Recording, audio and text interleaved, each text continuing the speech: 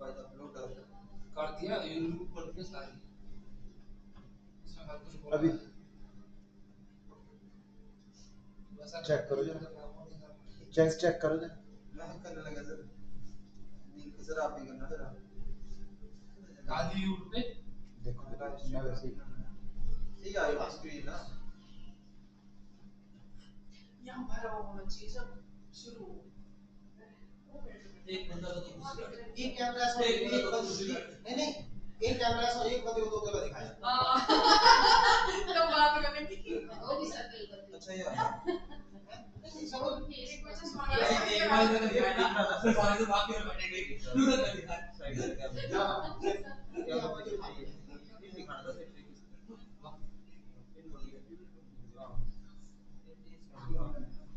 भाई आ गया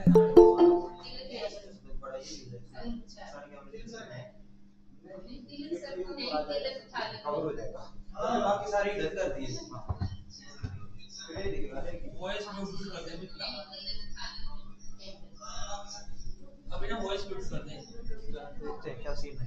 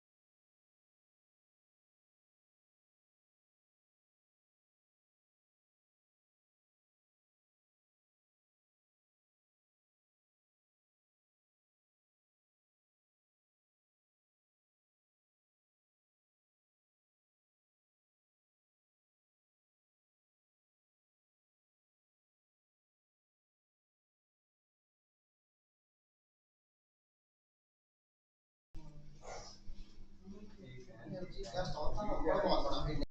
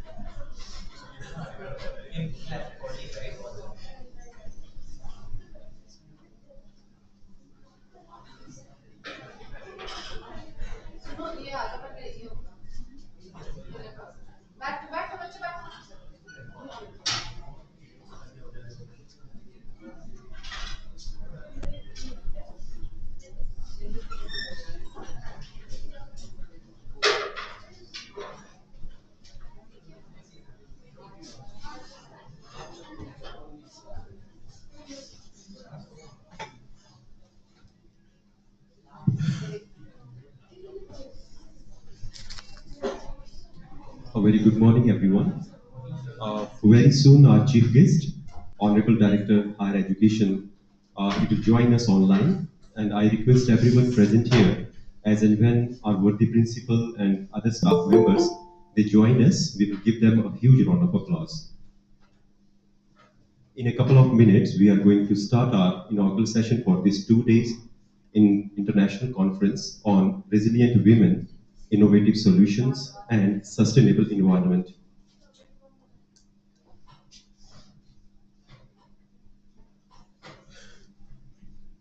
Our chief guest, Director of Higher Education, Government of Himachal Pradesh, will join us online, and he is going to join us very shortly. So be with us.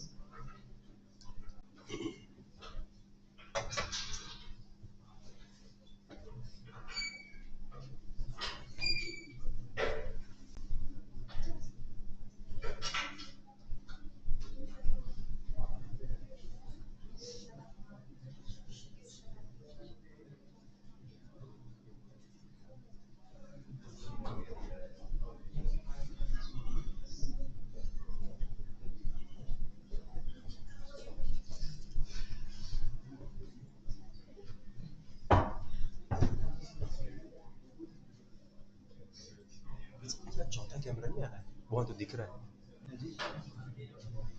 चौथा camera तो नहीं आ रहा है और उसके बाद हाँ जी सर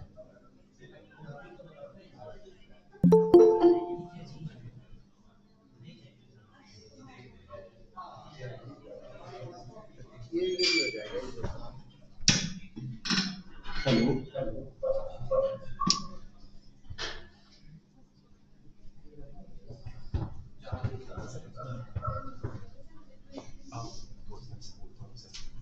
आप एक बार चेक कर लीजिएगा वहां पे ठीक है ठीक आ रही है मैं देख लिया ठीक है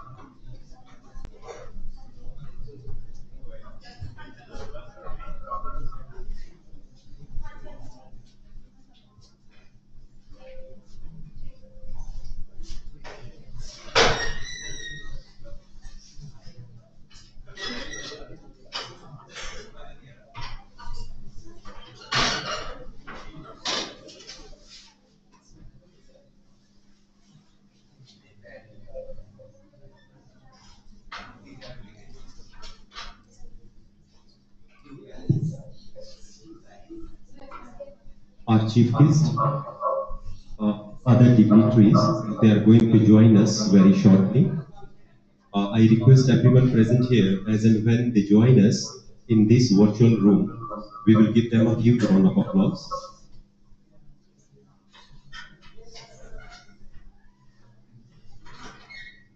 Indeed, it is a proud moment for Government College Bhuran that we are hosting this 2 day international conference, second in the series. Very soon, our invited dignitaries they are going to join us. Our chief guest, Director of Higher Education. He will join us online.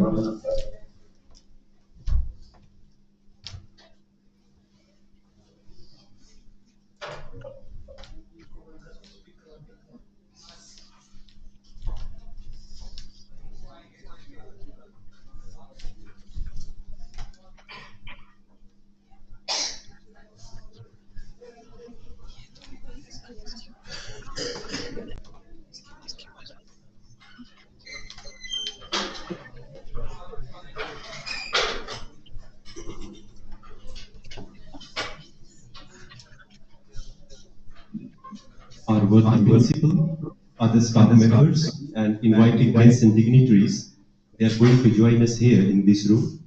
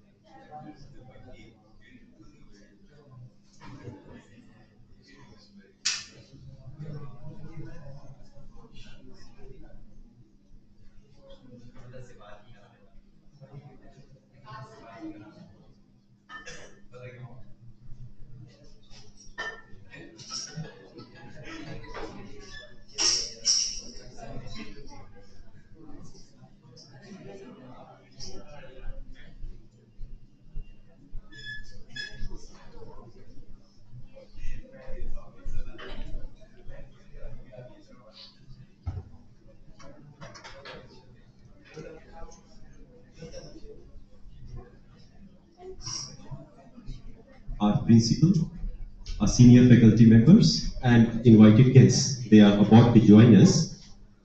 I request everyone present here kindly to stand up and we will give them a huge round of applause.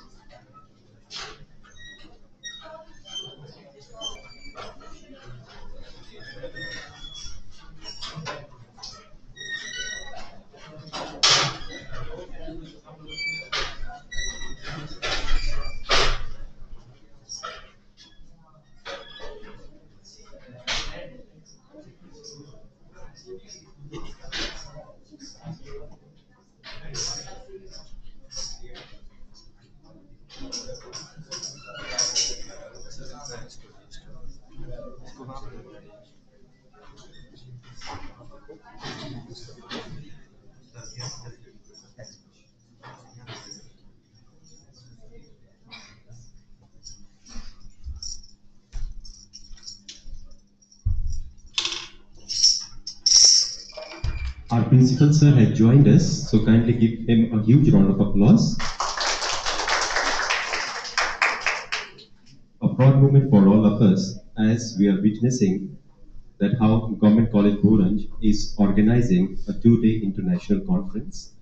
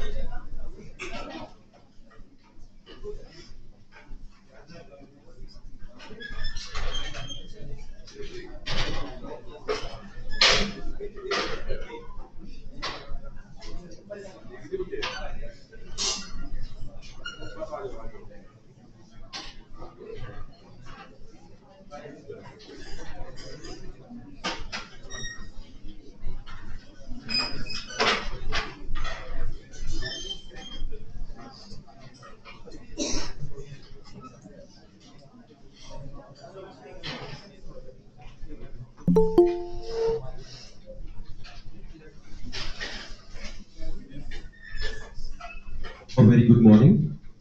Today, expressions are woven with emotions and greetings are drawn with gratitude as we welcome each honored presence with grace and joy.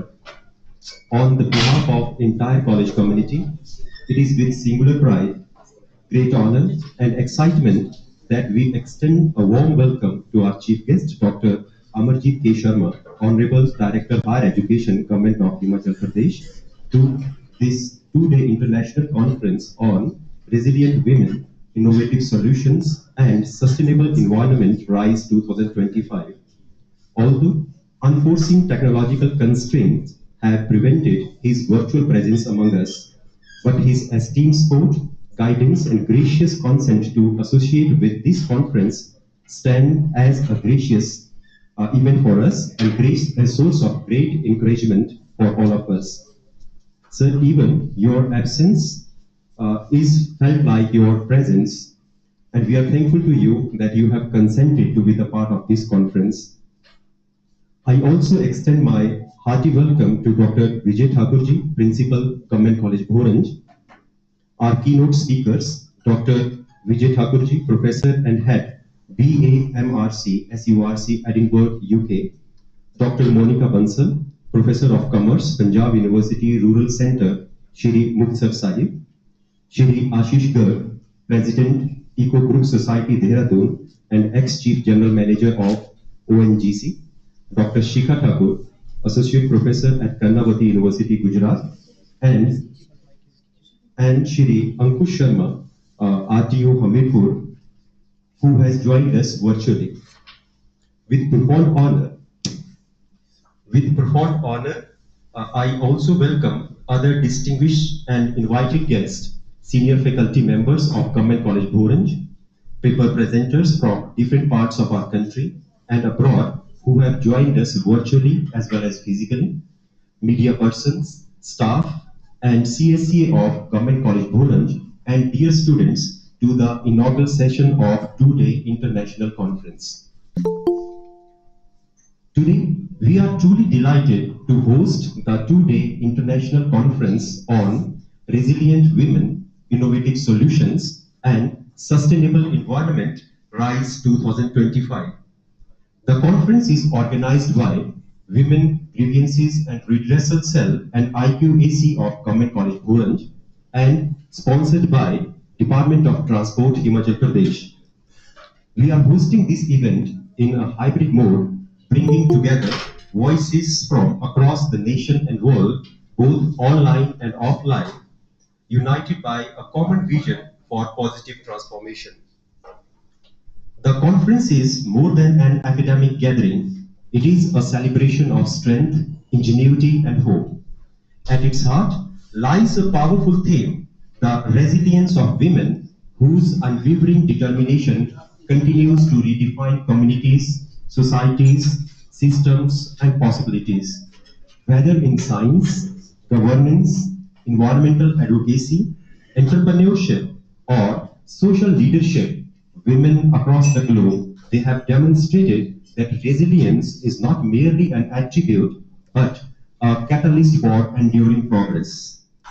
The focus area of the conference are deeply relevant to the challenges and aspirations of our time.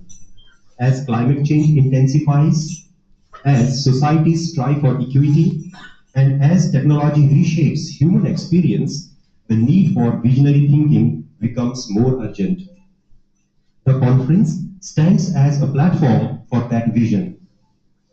Over the next 2 days, we will immerse ourselves in thoughtful discussions, research insights, and collaborative dialogues centered on innovation and sustainability.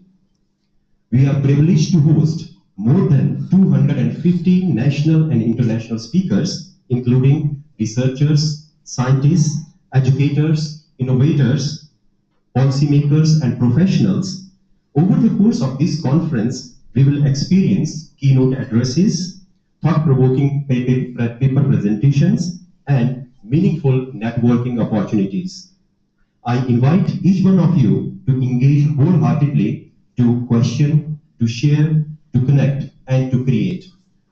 Let Rise 2025 be a space where ideas find wings, where voices find strength, and where solutions they find momentum. Today, as we gather for Rise 2025, we are also privileged to mark National Mathematics Day, celebrated on 22nd of December in honor of legendary mathematician Srinivasa Ramanujan. Before we proceed further, we wish to felicitate our guests by pinning the rosette, an emblem of recognition and gratitude. I invite Diksha to pin up a badge to our worthy principal, Dr. Vijay Thakur, as a token of respect and gratitude. We are truly fortunate to have a principal who recognizes the significance of such events and activities and actively supports them.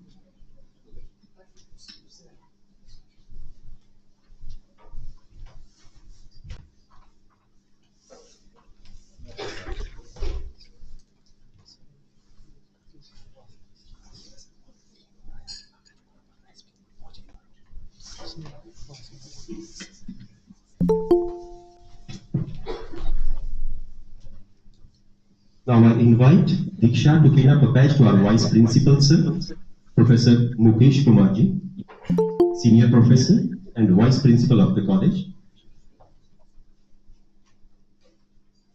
In the room, now I would invite Sakshi to pin up a badge to Professor Ravi Datti, Senior Professor of the college.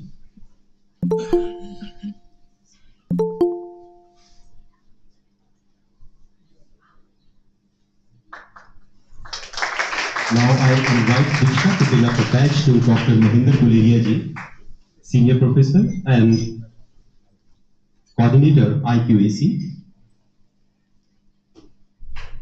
Our students are giving a rosette to the Coordinator IQAC as a token of respect, recognition and graciousness. Now I would request Diksha to pin up a badge to Dr. Asha, the coordinator of the conference.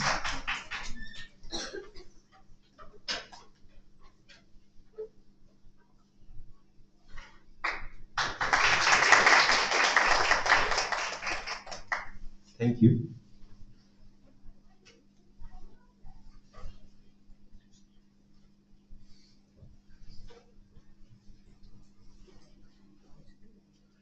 Every educational function commences with the invocation of Goddess Saraswati, who is regarded as the goddess of wisdom, learning, and education. May I request our Principal Sir, Vice Principal Sir, Ravidat Sir, Conference Convener, IQC Coordinator, kindly to come on the stage and to light the lamp in the lotus feet of Goddess Saraswati.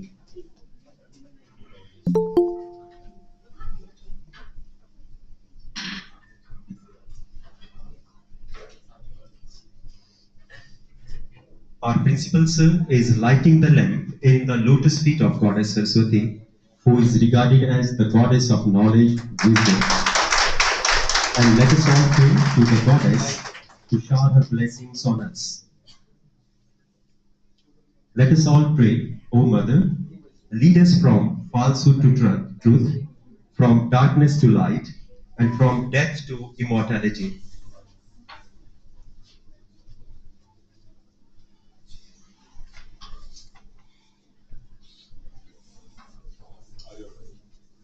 Our invited guests and dignitaries, along with our worthy Principal Sir, they are lighting the lamp in the lotus feet of Goddess Saraswati.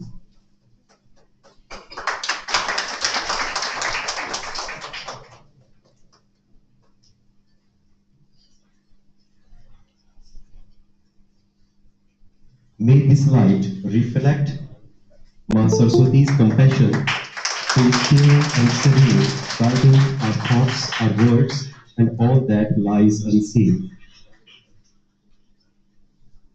Thank you, sir. Now I invite the students of Department of Music for Saraswati Vandan.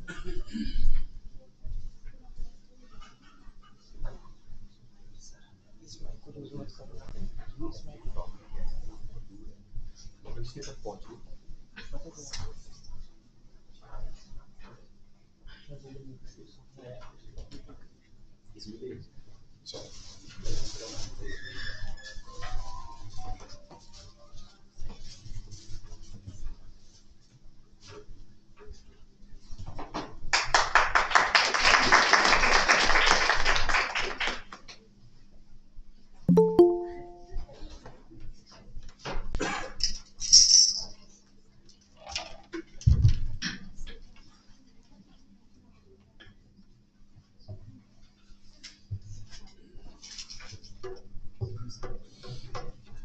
थोड़ा सा आगे आओ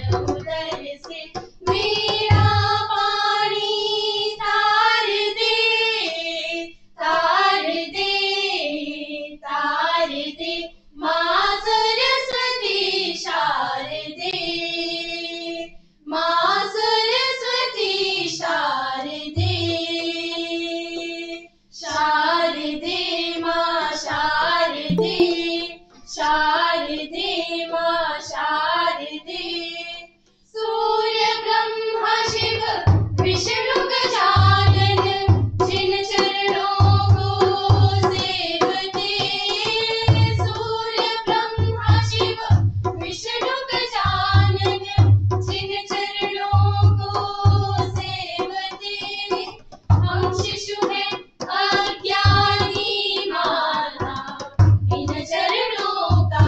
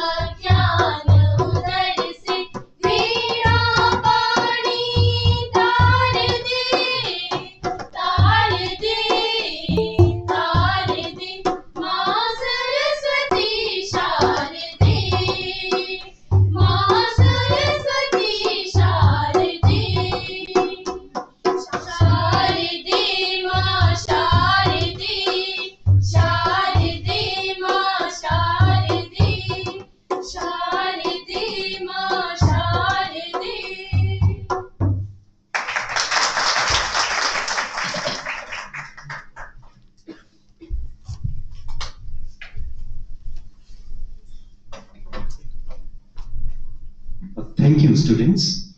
It is indeed a matter of felicity and great pride that we have with us an illustrious academician, an able administrator, and a visionary who is none other than our worthy principal, Sir Dr. Vijay Thakur. Please have a huge round of applause for our worthy principal, sir. And it is our proud privilege to felicitate our worthy principal, sir. I would request our worthy principal, sir, kindly to come on the stage. And I also request Coordinator IQAC Dr. Mahinder Guleria ji, Coordinator of the conference Dr. Asha, and Coordinator WGRC to come on the stage to facilitate our worthy principal, sir, by presenting a memento, shawl, and topi. I also request Dr. Kultaran ma'am kindly to come on the stage, a member of WGRC, and Sunita ma'am also, and Shilpa ma'am kindly to come on the stage to felicitate our worthy principal, sir.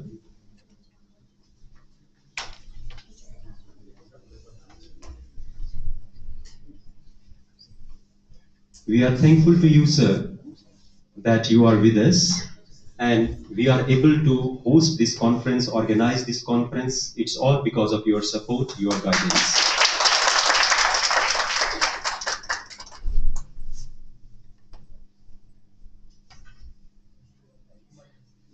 Thank you, sir. We value your presence.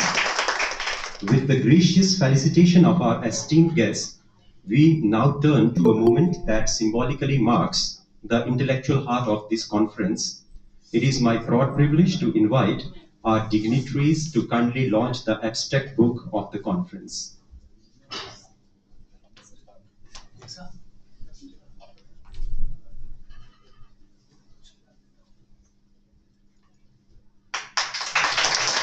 After felicitation, now I would request our worthy principal, sir, senior faculty members, kindly to launch the abstract book of the conference.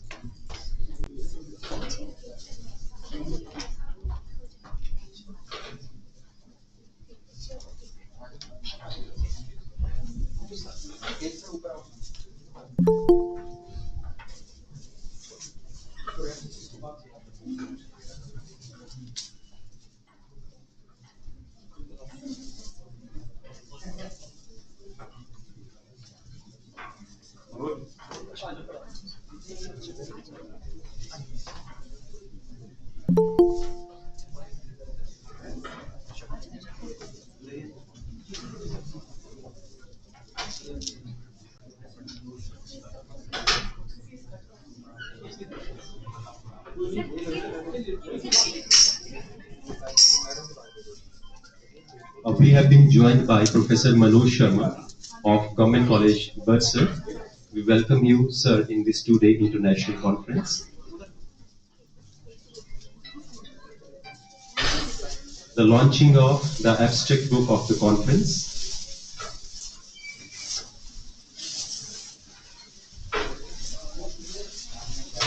Please have a huge round of applause.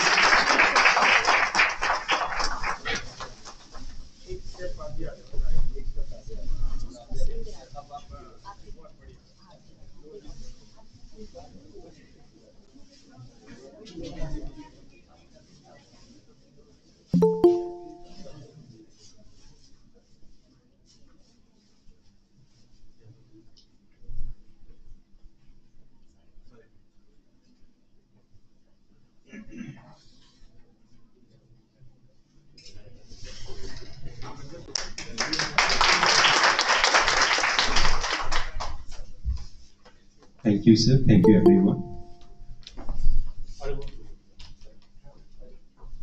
May I now request Dr. Asha, coordinator of the conference, kindly to come on the dais to present and to read out the concept note of the conference.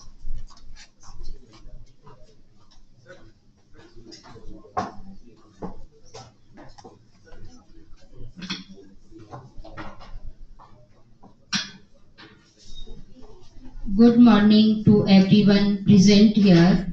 I, Dr. Asha, coordinator of this international conference, extend a warm and respectful welcome to our esteemed chief guest. I also extend a sincere welcome to our worthy principal, Dr. Vijay Thakurji, respected keynote speakers, distinguished participants, faculty members, research scholars, stakeholders, and other guests and dear students. I express my heartfelt gratitude to Dr. Vijay Thakurji for his constant guidance, encouragement, and visionary leadership, which motivated us to plan and successfully organize this international conference. Under his able leadership, the Women Grievance Redressal Cell and the Internal Quality Assurance Cell of the college have jointly taken the initiative to organize this conference on the theme Resilient Women, Innovative Solution and Sustainable Environment.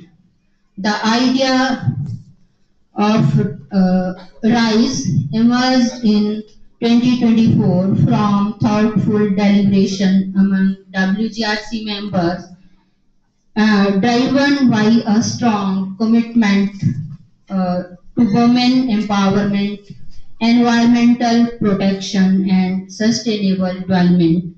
The foundation of this initiative rests on belief that empowering women and safeguarding the environment is essential for building a clean, green, and sustainable future for generations to come. Building on this vision and the success of the initiative, we are carrying forward this legacy this year as well, further strengthening the goals and impact of RISE. The aim of RISE 25 is to provide an academic platform that highlights the role of women as agent of positive change and bring together scholars, researchers, policymakers, and practitioners to develop innovative and sustainable solutions to environmental and social challenges. Objective based on the major thrust area of the conference to highlight and strengthen women's leadership in sustainable development, to encourage sharing of ideas and best practices among academia, industry, and policymakers, to explore innovative and practical solutions to current environmental challenges, to promote gender equality and inclusive participation in sustainability initiatives, to support research and discussions on sustainable transportations and mobility solutions.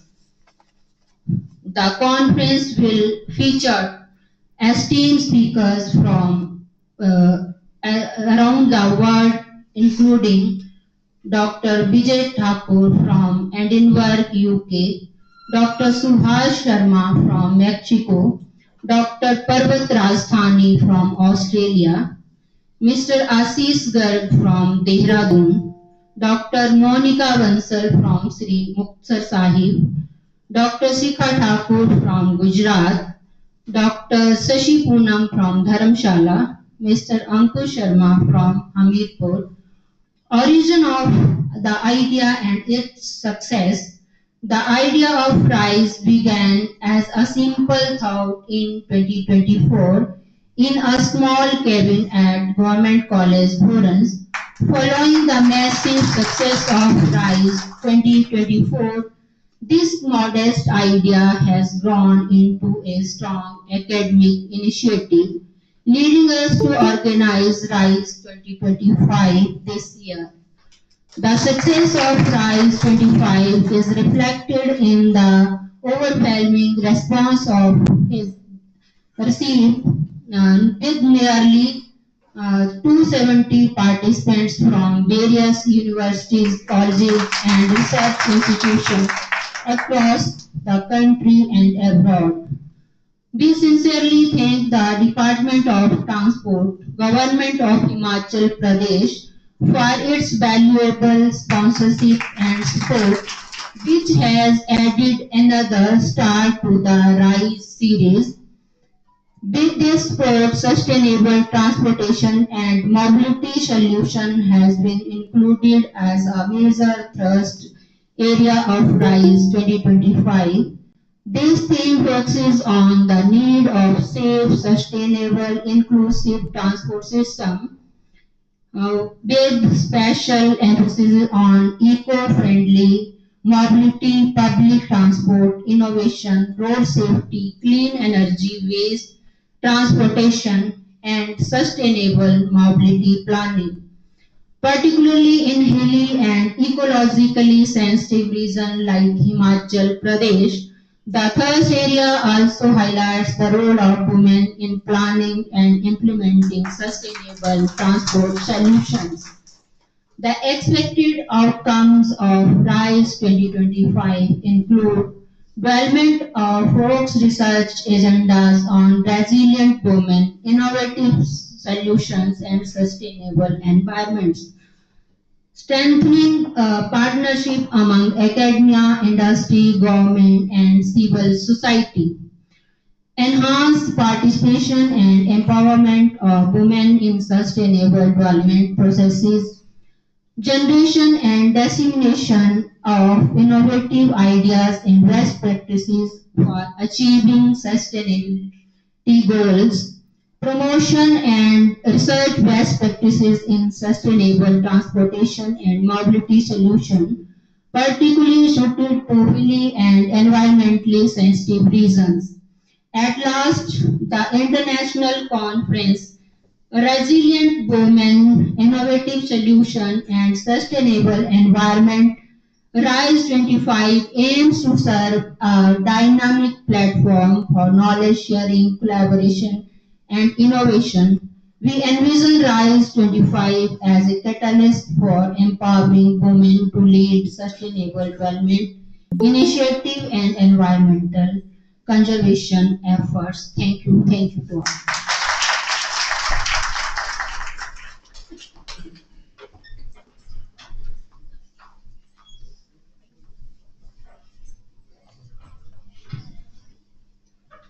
Thank you, Dr. Ashanan, for so eloquently presenting the concept note of the conference and for articulating the spirit and intent of the conference with such clarity and grace. May I request our worthy principal, sir, kindly to come on the dais and to address the gathering by throwing some light on the conference.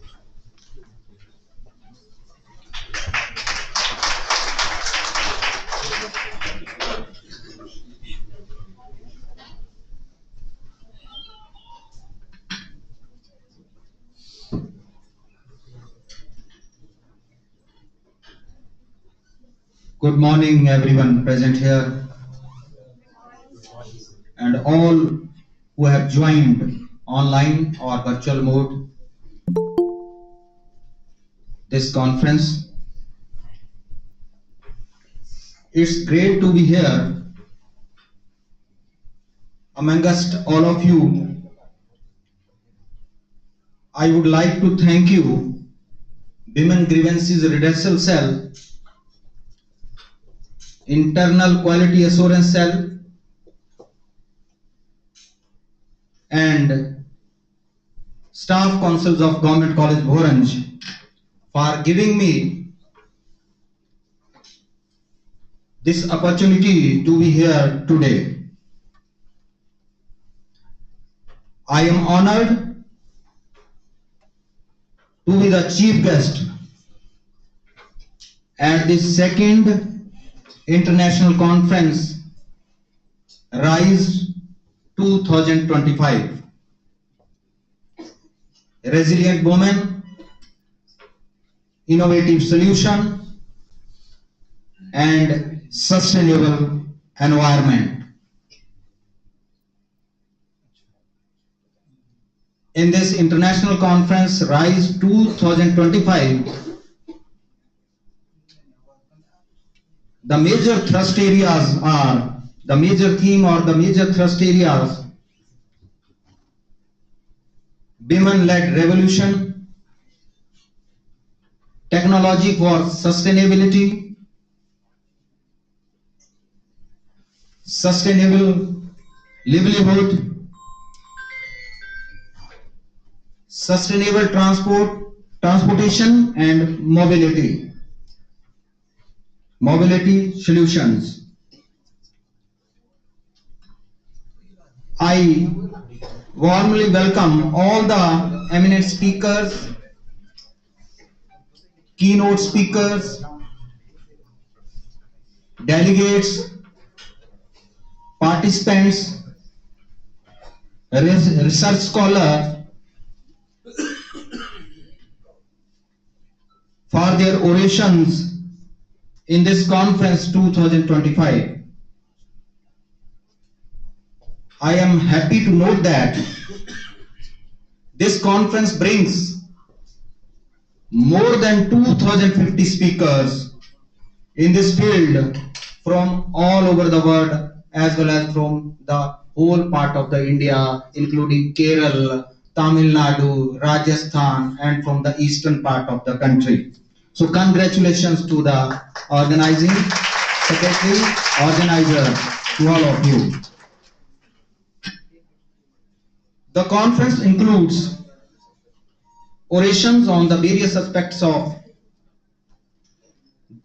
the theme resilient women, innovative solution and sustainable environment. In my opinion, as this conference is hosted by women grievances and redressal cells and going through all the major theme of the conference, I think we must talk on these 4 or 5 points.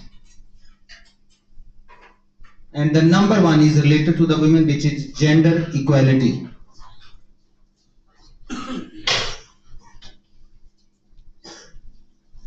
Women jobs were presently linked to the homework. They are basically made to prepare the food, washing the clothes and everything, doing most of the work which includes household jobs, cooking food for us, doing press our clothes. But women today held positions in every industries. You have seen when the India launched airstrike against Pakistan, there were women pilots, women jet fighters. The goal of the gender equality is not to promote the differences between the two genders.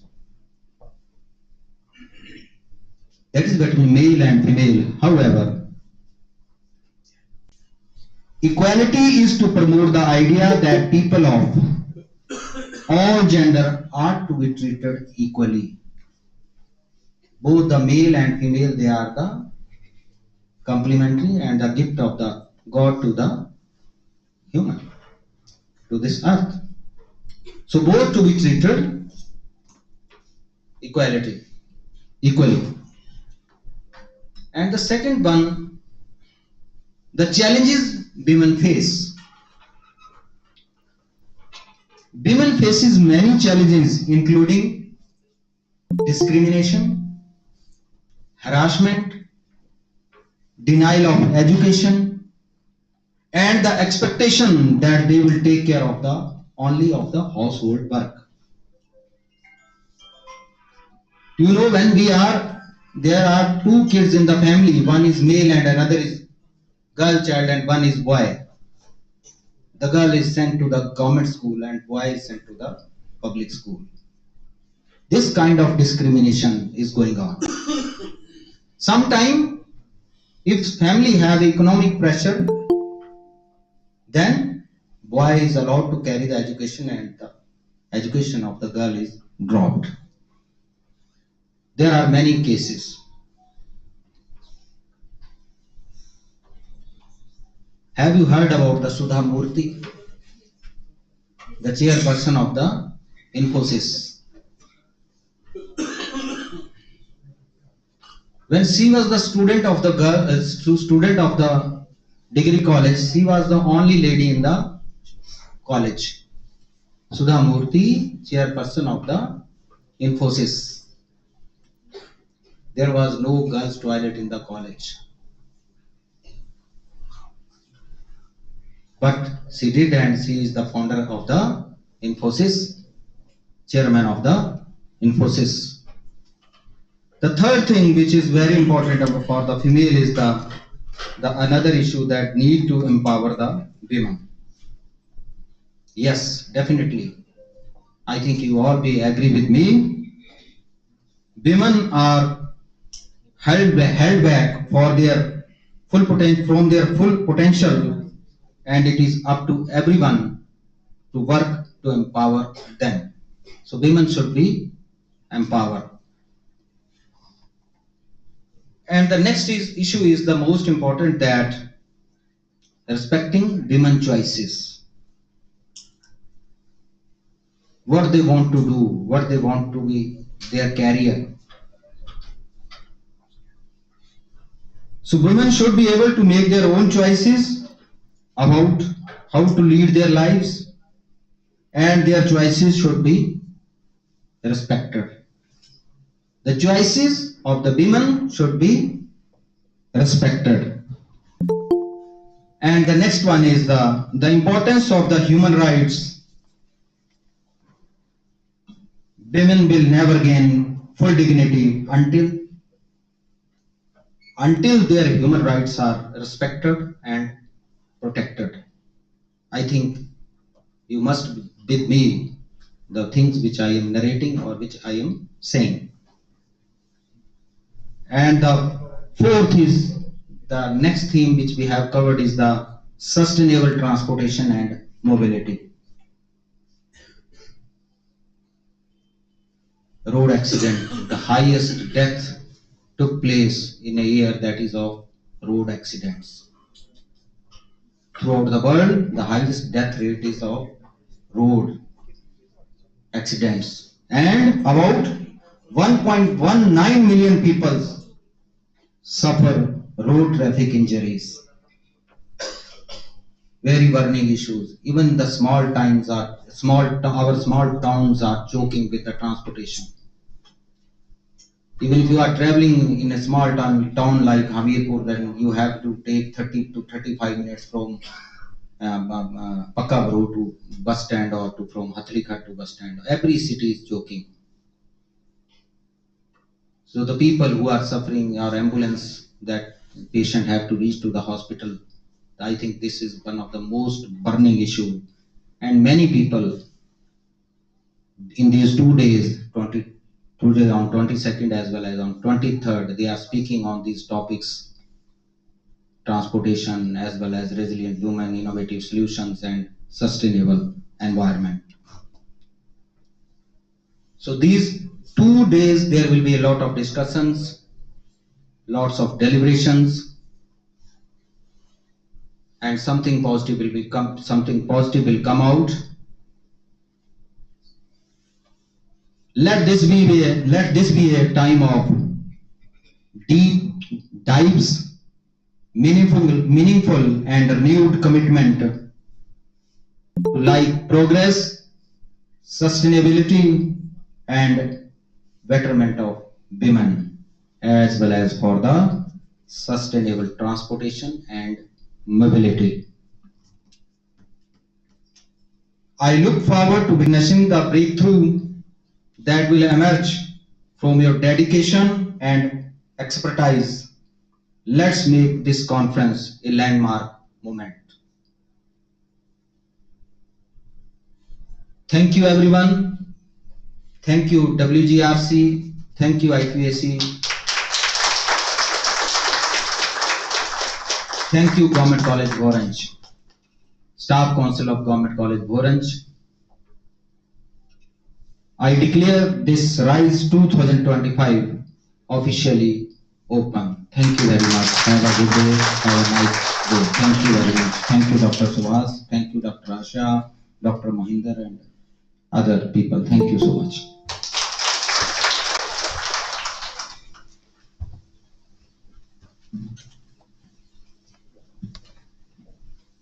Thank you very much, sir. Thank you for your inspiring words. And thank you so much for a powerful and evocative address. Your words, they completely resonated with the depth, vision, and purpose of this conference. Thank you very much.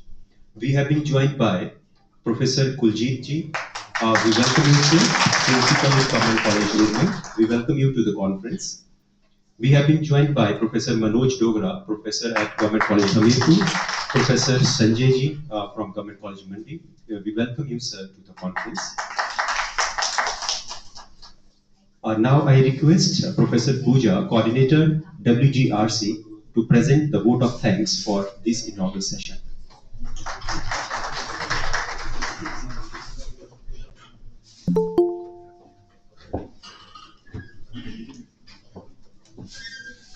Thank you, sir.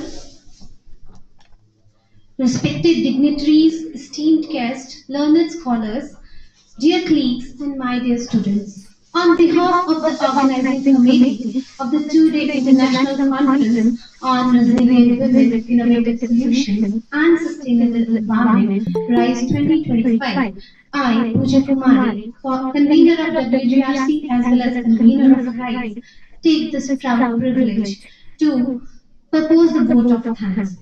First and foremost, I extend my heartfelt thanks to our respected principal, Dr. Vijay Thakurji, whose visionary leadership, guidance, and unwavering support made this conference a success. I sincerely acknowledge the support of Department of Transport for their cooperation, contribution, particularly towards the focus on sustainable transportation and mobility solutions. My sincere thanks to all the national as well as international advisory members for their academic guidance and intellectual support. I am also deeply thankful to all the members of executive body, the organizing committee, our non-teaching staff, who worked tirelessly and made this event successful within a very short span of time. I extend special appreciation to our students whose dedication and enthusiasm ensured the smooth conduct of this conference. So thank you, students, once again. Finally, I thank all the participants, faculty members, research scholars, PG and UG students for their active participation and valuable contributions. With these words, I once again thank each one of you for making RISE 2025 meaningful and memorable. And in the end, चंद पंक्तियों के साथ मैं इस conference में फिर से आप सबका धन्यवाद करना चाहूंगी, जिसका शीर्षक है उदय की ओर RISE 2025 के नाम। नारी केवल सहन नहीं, नारी केवल सहन नहीं, नारी सृजन की पहचान है, हर चुनौती के अंधेरे में वह उम्मीद की मुस्कान है। टूटती राहों पर भी जिसने नतपथ गढ़ना सीख लिया, संघर्षों की आग में दबकर स्वयं को और निखार लिया, स्वयं को और निखार लिया। वह सोच है जो समाधान बने, वह सोच है जो समाधान बने, वह शक्ति है जो परिवर्तन लाए, पर्यावरण की रक्षा करते हुए भविष्य को हरित राह दिखाए, भविष्य को हरित राह दिखाए। ज्ञान, नवाचार और संवेदना, ज्ञान, नवाचार और संवेदना तीनों का सुंदर संगम है। राइज केवल एक सम्मेलन नहीं, यह विचारों का पावन यज्ञ है। आज हम सब कृतज्ञ हैं, आज हम सब कृतज्ञ हैं उन हाथों के, उन मनों के, जिनके सहयोग से संभव हुआ यह स्वप्न इन क्षणों का। मार्गदर्शक, शिक्षक, साथी, छात्र, मार्गदर्शक, शिक्षक, साथी, छात्र, सबका योगदान अनमोल है। साझा प्रयास से ही बनता हर उद्देश्य सफल और दिव्य है। अंत में बस इतना ही कहूंगी, यह यात्रा यही न कह जाए, यह यात्रा यही न कह जाए, नारी, नवाचार और प्रकृति, नारी, नवाचार और प्रकृति साथ साथ आगे बढ़ते जाएं। तो धन्यवाद उन सबको जिन्होंने यह विचार को उड़ान दी। राइज 2025 केवल आयोजन नहीं, यह भविष्य की स्पष्ट कहानी है, यह भविष्य की स्पष्ट कहानी है। Thank you.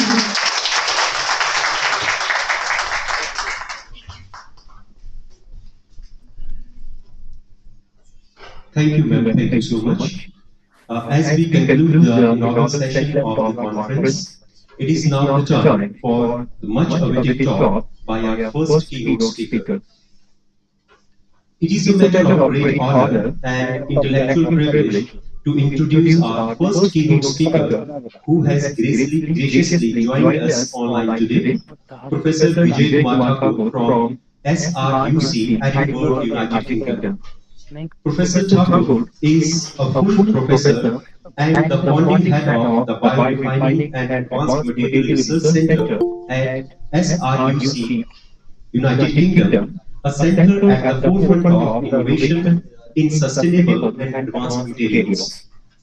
His academic reach spans continents, as he also serves as adjunct professor at leading institutions including Jiangsu University, China, Raga University, Technical University, Shiv Nadar University, and as a visiting professor at Cranfield University, United Kingdom.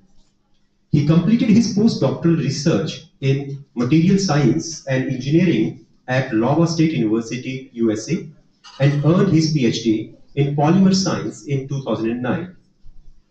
His research expertise lies in the synthesis and processing of sustainable and functional polymer materials, an area that directly addresses some of the most pressing concerns and challenges of our time. Professor Thakur has led and contributed to as public investigator, principal investigator, and co-principal investigator to several prestigious projects funded by globally renowned agencies such as BAE Systems, EPSR United Kingdom, Royal Academy of Engineering, Innovative UK, and many others, reflecting both the impact and trust his work commands internationally.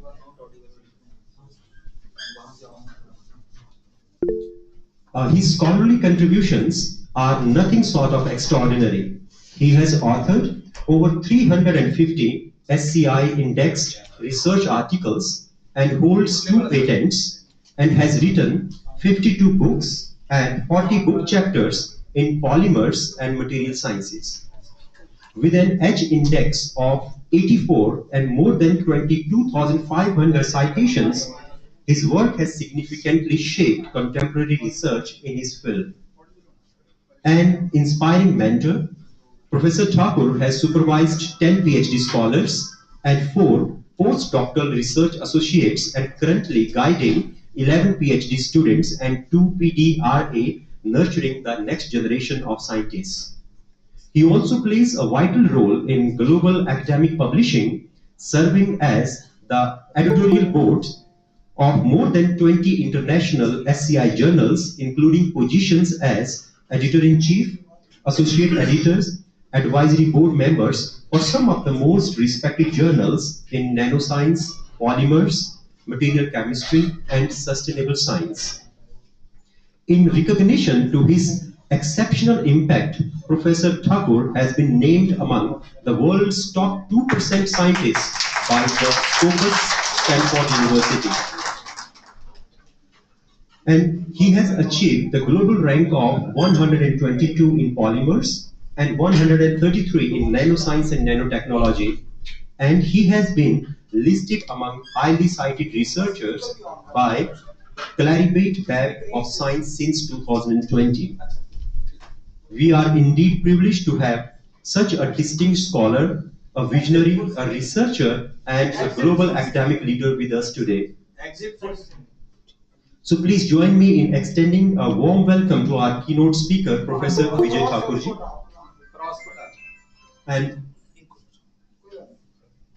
And now I request Dr. Vijay Thakurji kindly to preside over. Welcome, sir. Welcome to the conference, and we are eager to listen to you.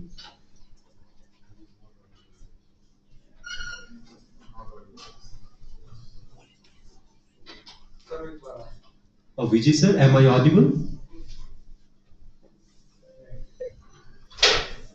Vijay, sir, am I audible?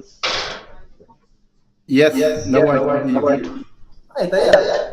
We welcome you, sir. Now you may continue, please.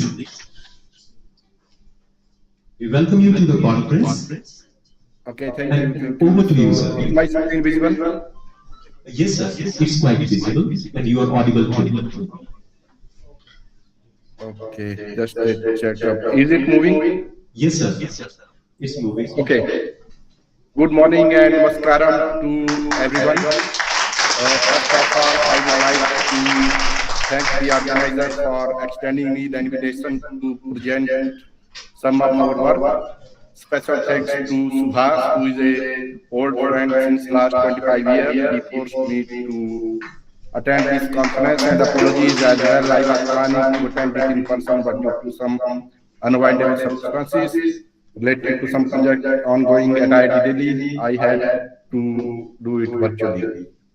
As some of the earlier speakers have mentioned about how we can make a significant contribution to sustainable environment, and obviously resilient women and others are the significant component of this conference. So I will be mainly talking about how nanotechnology and through the development of new material we can make a significant contribution to our sustainable environment. Sustainability for people coming from different background or different origins have different meanings.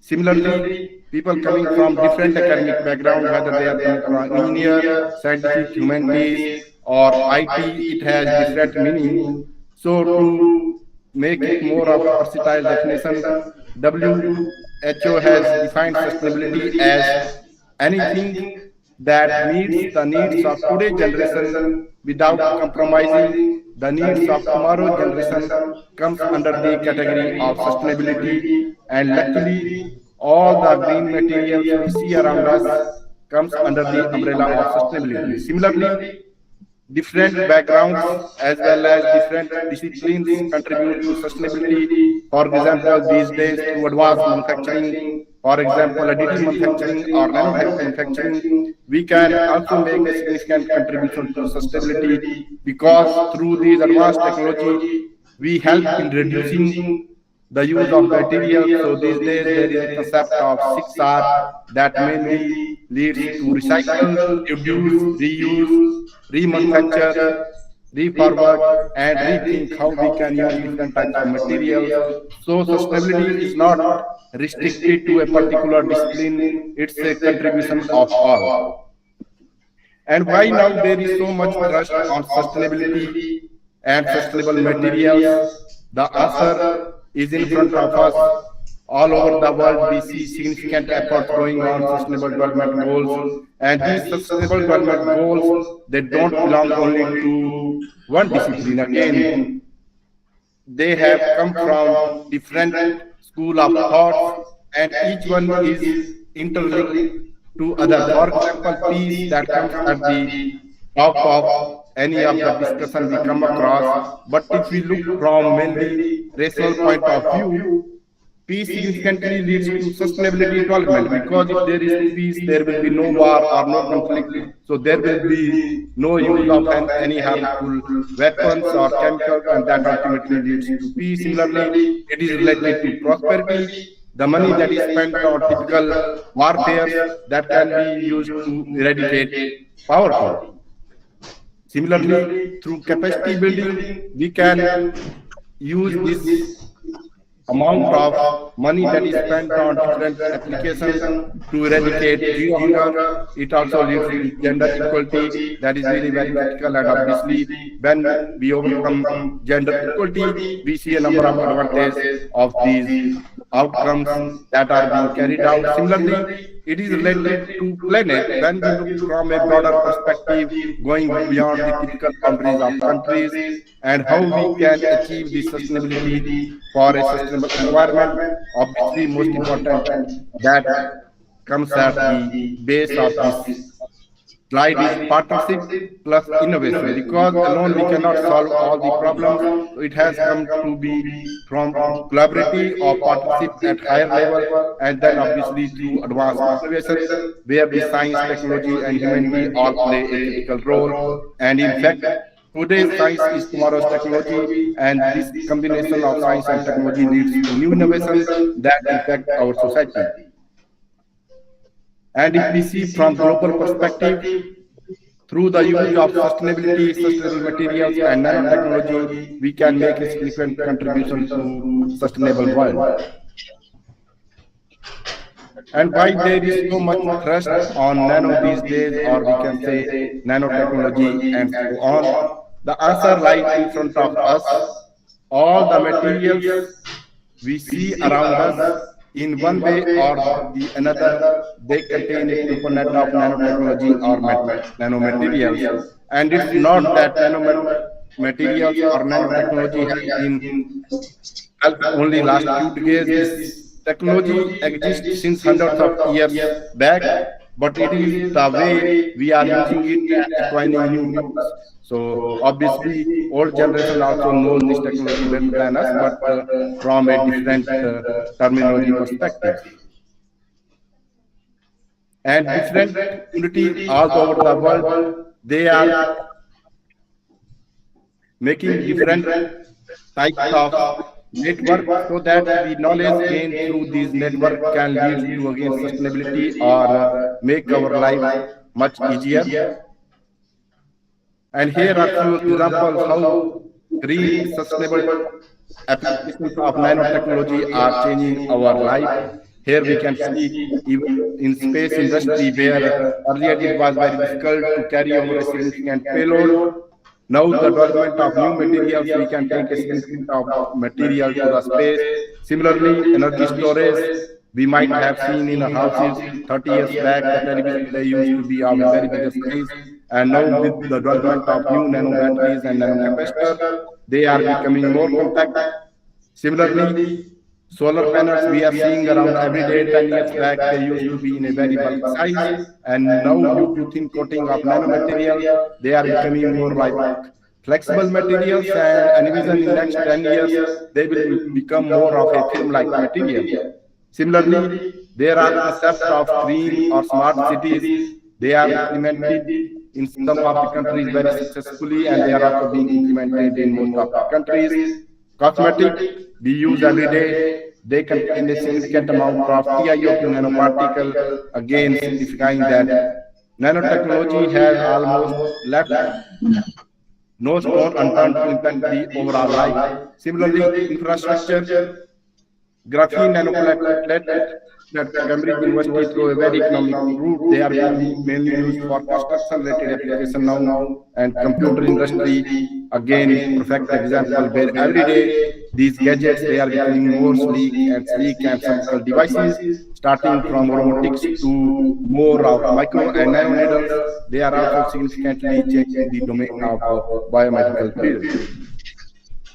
And most importantly, nanotechnology is also significantly affecting our agriculture, and this area traditionally has been remained unexplored from nanotechnological perspective. But after COVID-19, there are significant efforts on making any country self-reliant on food, energy, and water. And in this case, most of the countries have now started putting significant efforts on how we can make use of nanotechnology to have a greater yield of agriculture-related materials so that no one sleeps hungry. And in this direction, we have been looking into development of different types of material, starting from nano fertilizer to nano pests, and how nanotechnology can be combinedly used to tackle this nexus of air, soil, and water. We can see different components that in one way or another enter into our food chain or life cycle system, but making use of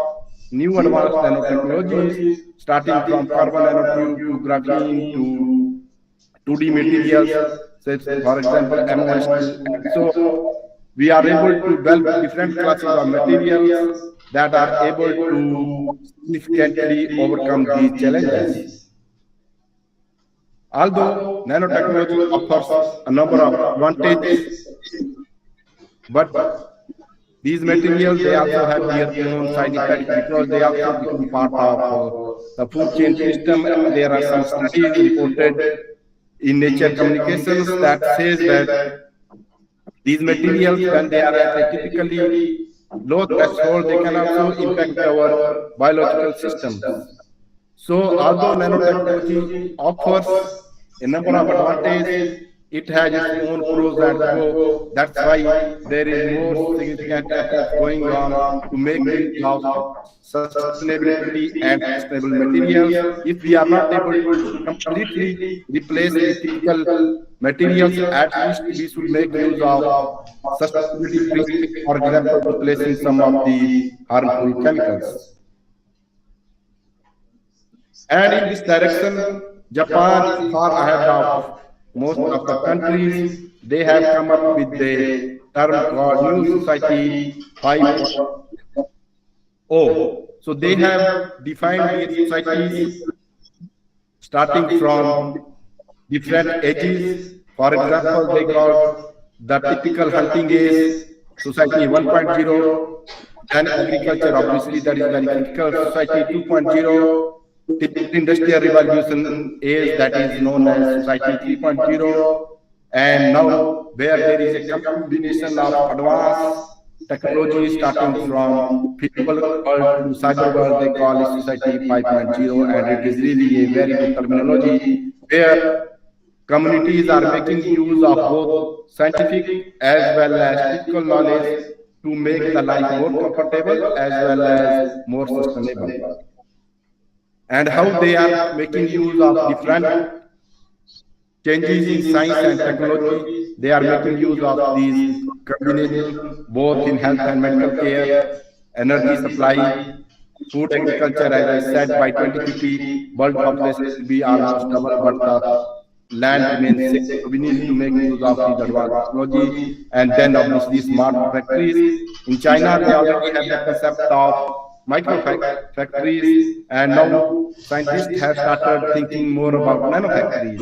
Imagine in a room of 10 by 10 meter, you can set up a complete manufacturing system where you can make good use of all the technologies and obviously address the local need when we have remote access to those areas.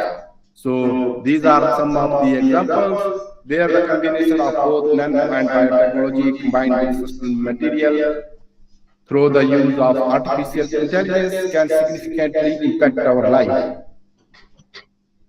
And more thrust, as I said, is based upon nanotechnology in agriculture, because through the use of new materials and new technologies, we can boost the crop yield, enhance plant growth, enhance seed germination. Most of the seeds they get damaged whenever we start any type of germination, but through the use of nano-engineered coating, especially developed through electrospinning, where we can have a particular thickness depending upon the polymer or another nanomaterial we are using, we can significantly enhance our output. And also at later stage, for example, fruit harvesting, we make use of nanopesticide, again significantly reducing the use of typical pesticides.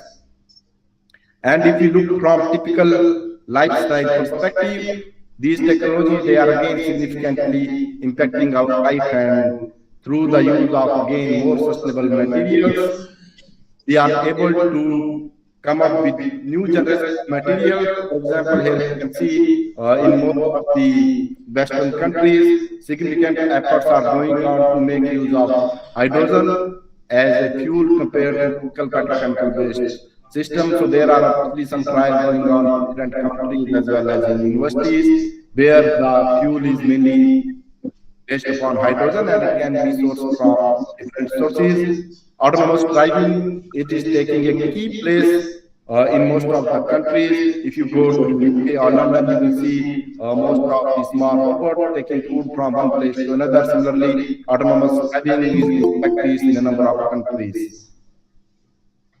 Then most importantly, from human health perspective, these technologies are playing a great role in rural health addressing, because all over any country there is significant dearth of medical doctors, and how limited number of medical doctors can address the health need, especially in remote areas where people really don't have access to good roads and so on. Here, through the use of advanced technologies, we can take the expert advice through telecommunication or more of advanced satellite-based system. And this is really handy in most of the countries that resides on mountainous areas.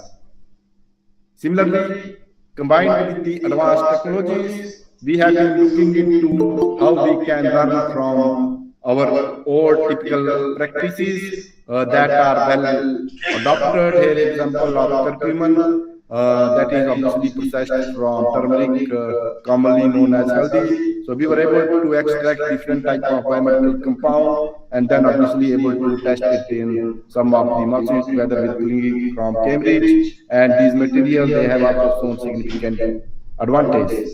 Similarly, we have been developing different types of antimicrobial nanomaterials starting from micro to nanoscale, and they obviously again when combined with biopolymers lead to more of affordable solution because they are of low cost and so more performance. They can be easily adaptable by any industries.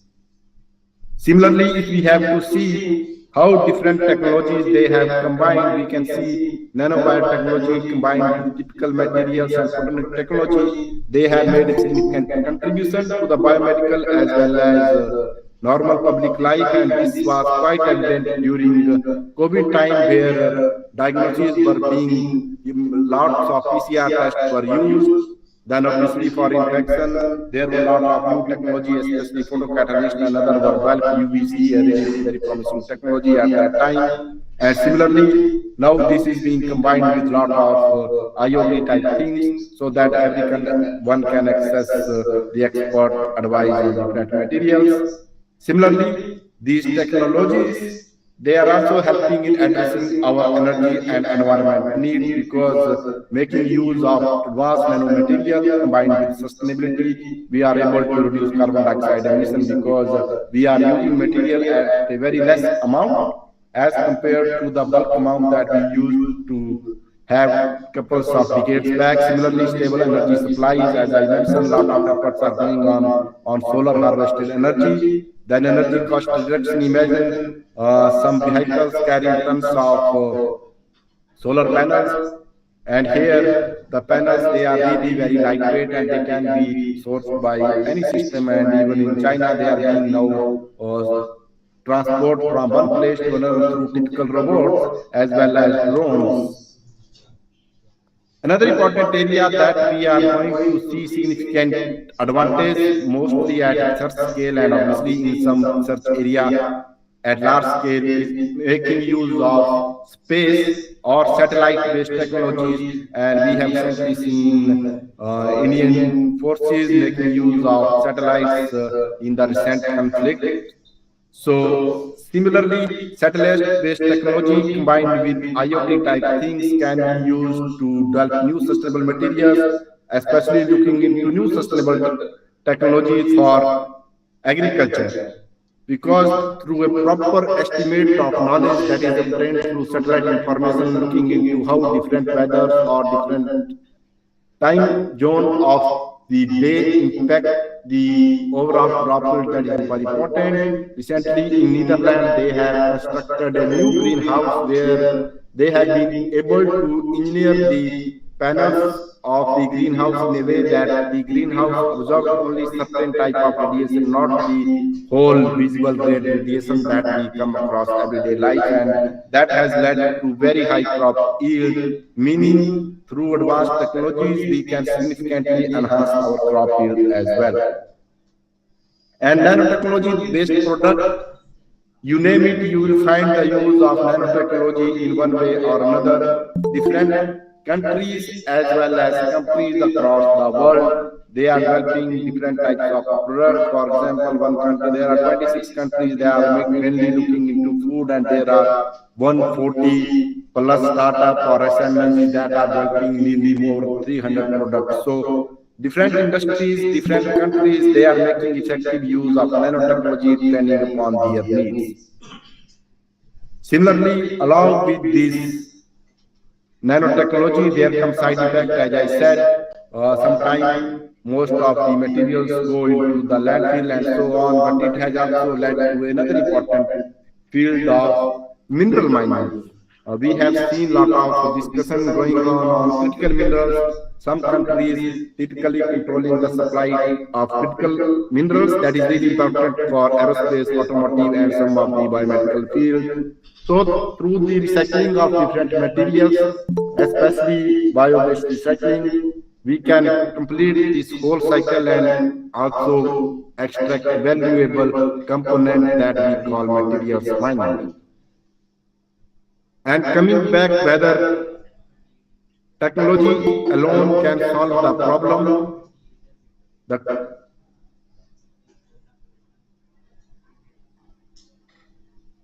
answer lies in front of us. There are different technologies starting from technology level 1 to 9, we call it technological readiness level. Then similarly, we have also society readiness level and then regulations. So all these readiness levels, they play an important role in overall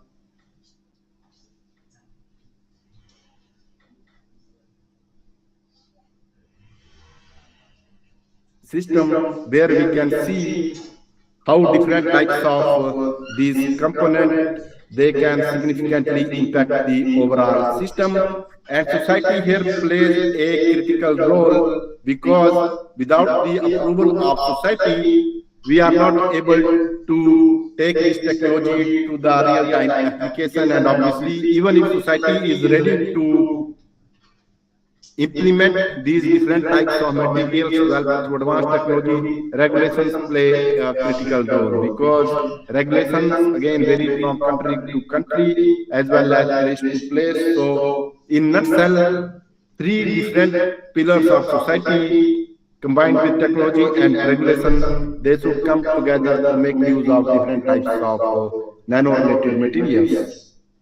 Similarly, we can create a circular knowledge transition, learning from different technical bodies, starting from chemistry, physics, biology, material science, you name it, we will find the use of these components in one way or another. And these combined with, again, societal issues, starting from ethical bodies of knowledge, market, say by design and so on. So we need to complete this circular cycle so that the product we discover in our lab, that is mainly at TRL level 1 to 2, is ready to come out of the lab and be implemented at scale. And one of the interesting things we have seen across different labs, there is always a valley of death between these TRL level. TRL level 1 to 3, the research we do in the lab, and then 6 to 9 is the one that is done at industrial scale. And the valley between this 3 to 6 is called valley of death, because most of the product, they are not able to cross this valley. And to cross this valley, we need significant contribution both from academia, industry, as well as policymakers. Similarly, to make this technology more affordable and obviously address all the health-related issues, sustainable materials play a role. They can lead to development of different technologies as well as different materials. So we have been developing different types of biomass-based materials, starting from cellulose to gum to alginate to chitin, and then using them for different applications. The current area we are looking is how we can make use of these sustainable materials combined with nanotechnology for a sustainable agriculture, because we have seen a lot of nano products in the market, but one of the disadvantages of these materials is they are not health friendly. Recently, a few months back, we have seen one of our colleagues' father died because of doing pesticide in the field. So we need to make use of minimal amount of these material and obviously make sure that they are not impacting our health in one way or another. So we have been looking into development of different types of bio-based nanomaterials, starting from soil enhancement, making use of more clay-based nanomaterials, then developing new bio-based pesticides, obviously again extracting from new plant, for example neem and another. So obviously they are more of country specific, but converting them into nanoscale so that with large surface area they can overcome these typical disadvantages of the materials we are currently using. And again, these bio-based nanomaterial, they offer a number of advantages in terms of sustainability. When we source them from bio-based resources, they make a significant contribution, and obviously when we use them on plant, they go through different physiological changes. I am not a biologist, but these are some of the parameters that significantly impact the overall yield of the plant, starting from biotic, nutrients, and so on. So for this type of work, we typically rely on our collaborators in Imperial College as well as Cambridge, and obviously within Edinburgh as well. And again, how nanomaterials and sustainability, whether we can separate them or we need to keep them together. So there is no way we can either keep sustainability or society or nanomaterial separate. They are inherently connected to each other, and if we have to make use of best materials, best technologies, we always need to make a trade-off and then combine the best properties of these technologies. Here is one such example. We see whatever process we carried out in our daily life or at industrial scale, there is significant release of carbon dioxide through different processes. But if we are making use of bio-based resources, obviously it acts as a feed to them, and these biomass can be used for different materials. The materials here can be harvested again, and then obviously through replantation we can make it a complete circular bio-based economy where everyone benefits from the positive aspect of the technology that scientists are developing all over the world. Another area, bio-waste, obviously, typically in Indian civilization, we have been making use of bio-waste for typical fertilizers, but in some countries, this bio-waste is simply dumped. So efforts are going on to make develop different type of nanomaterials. So materials are being developed for wastewater treatment or construction application. Depending upon the quality, we are able to develop from these different type of bio-waste, because the ultimate carbon materials, or we can say C4 chain in these bio-based waste materials, that impact the overall properties of the materials we develop. Again, making use of different precursors instead of typical chemical-based precursor, we can develop different types of nanoparticle for a number of applications. Here we can see different biomass, and again they can lead to different products. Again, we can make use of different bio-based materials. We have been mainly looking into leaf and stem of typical biomass that are not used for a number of applications. So we are able to develop different nanomaterials at different scale and obviously in different dimensions, starting from nanorods to nanobiscuits to nanocubes and so on.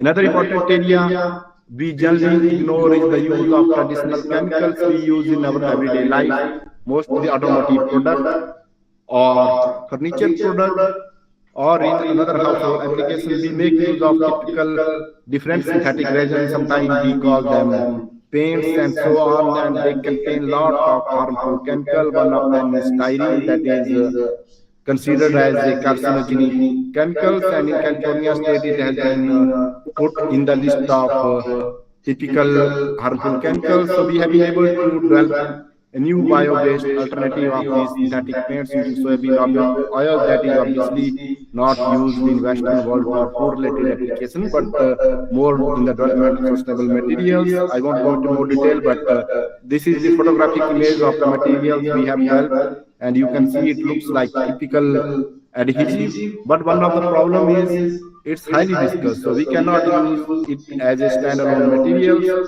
So typically styrene, as I mentioned, is used as a reactive diluent in different compositions starting from 20 to 40%, and then obviously it leads to a typical formulation that can be implemented with any wood, any polymer, or any nanomaterials. And just give an example of how harmful this typical styrene is. Every day, knowingly or unknowingly, we inhale significant amount of this carcinogenic chemical. This composite or automotive industry, although it uses only 9% of the styrene, it nearly accounts for 80% of the styrene emission. So next time when we close the windows of our vehicles, please make sure there is little bit airflow within the system. Otherwise, we will be obviously inhaling some toxic chemicals.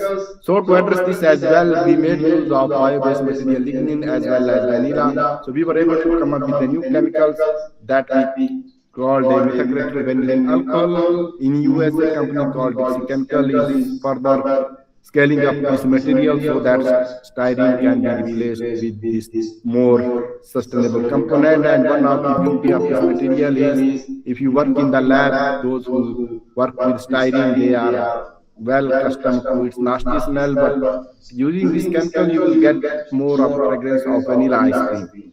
The only issue we face is more of large scale production of vanilla beans. Similarly, we have studied different properties of this material. You can see typical styrene, it just evaporates in 90 minutes. And here we were able to check the thermal stability of our material up to 7 hours and then beyond that as well, and it just lost only 5% of its weight, showing the innovation in the material. Similarly, we studied different properties. In the interest of time, I won't go into more detail, but the material was performing as good as typical synthetic components. Here is some of the tensile specimen that we also use for automotive application, where we wanted to replace typical carbon fiber-based adhesive component with this bio-based adhesive. Also, we have explored the use of another component. One that you can see on the screen is clove, typically used in our household application for antimicrobial as well as other applications. So we have been able to develop a new class of antimicrobial material from this material. So we extracted eugenol from it, and again it shows very high performance. We were also able to develop new nanocoating from eugenol. I will show in next couple of minutes. Similarly, we have been making different types of adhesive from different sources. Soybean oil, after we have used soybean oil, there is a product called soybean protein that is generally fed to animals, and we believe that it is very low value application of this product, and we have been able to develop different bio-based adhesive from this. So one of my former student, who is a professor in China, he also has a spin-off based upon this technology, and they are now replacing typical urea formaldehyde based adhesive that are being used for a number of plywood related industries. Similarly, we have been making use of tannin, again a component extracted from the plants. We have been developing different types of bio-based adhesive from this system, and through the use of microwave assisted technology, we are again developing different types of products from these materials. Another area we are looking in how we can make again use of these different waste biomass. In UK, there are significant concerns now related to how to recycle wind turbine blade, because they are a significant source of energy there, and it is foreseen that in next 30 to 40 years there will be significant problem of waste disposal. So we have been looking into the embedment of the cellulose-based nanomaterial into these wind turbine blades so that they can be at the end of their life cycle maybe more sustainable, obviously together with the colleagues from biological sciences, because in University of Portsmouth, some researchers have been able to develop microbes that eat plastic as well, and obviously that vary from place to place. So we are currently looking into microbes that can degrade these combined hybrid materials. Another important area we are looking again, use of hemp waste.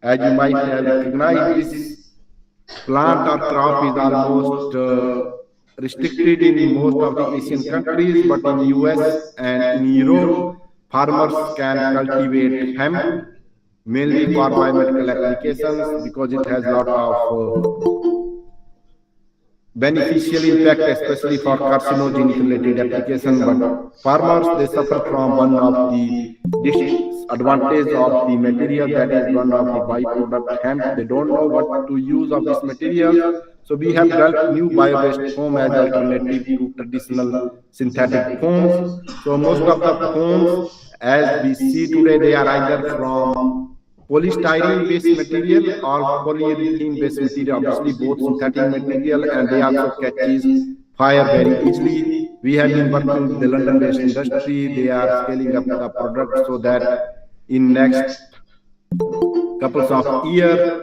there is a significant option of bio-based foams. Obviously everyone cannot afford this, but most of the communities that care for the sustainability and obviously have enough income, they are already making use of these types of materials.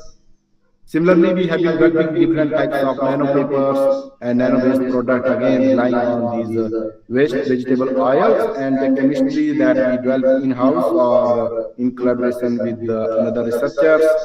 Here also we have developed a new bio-based plastic, fully bio-based again from hemp-based resources. Here we can see we can, depending using the chemistry starting from the basic chemistry of sodium hydroxide to HCl, we are either able to degrade it or recycle it. Again, it depends upon the application where we want to make use of these materials.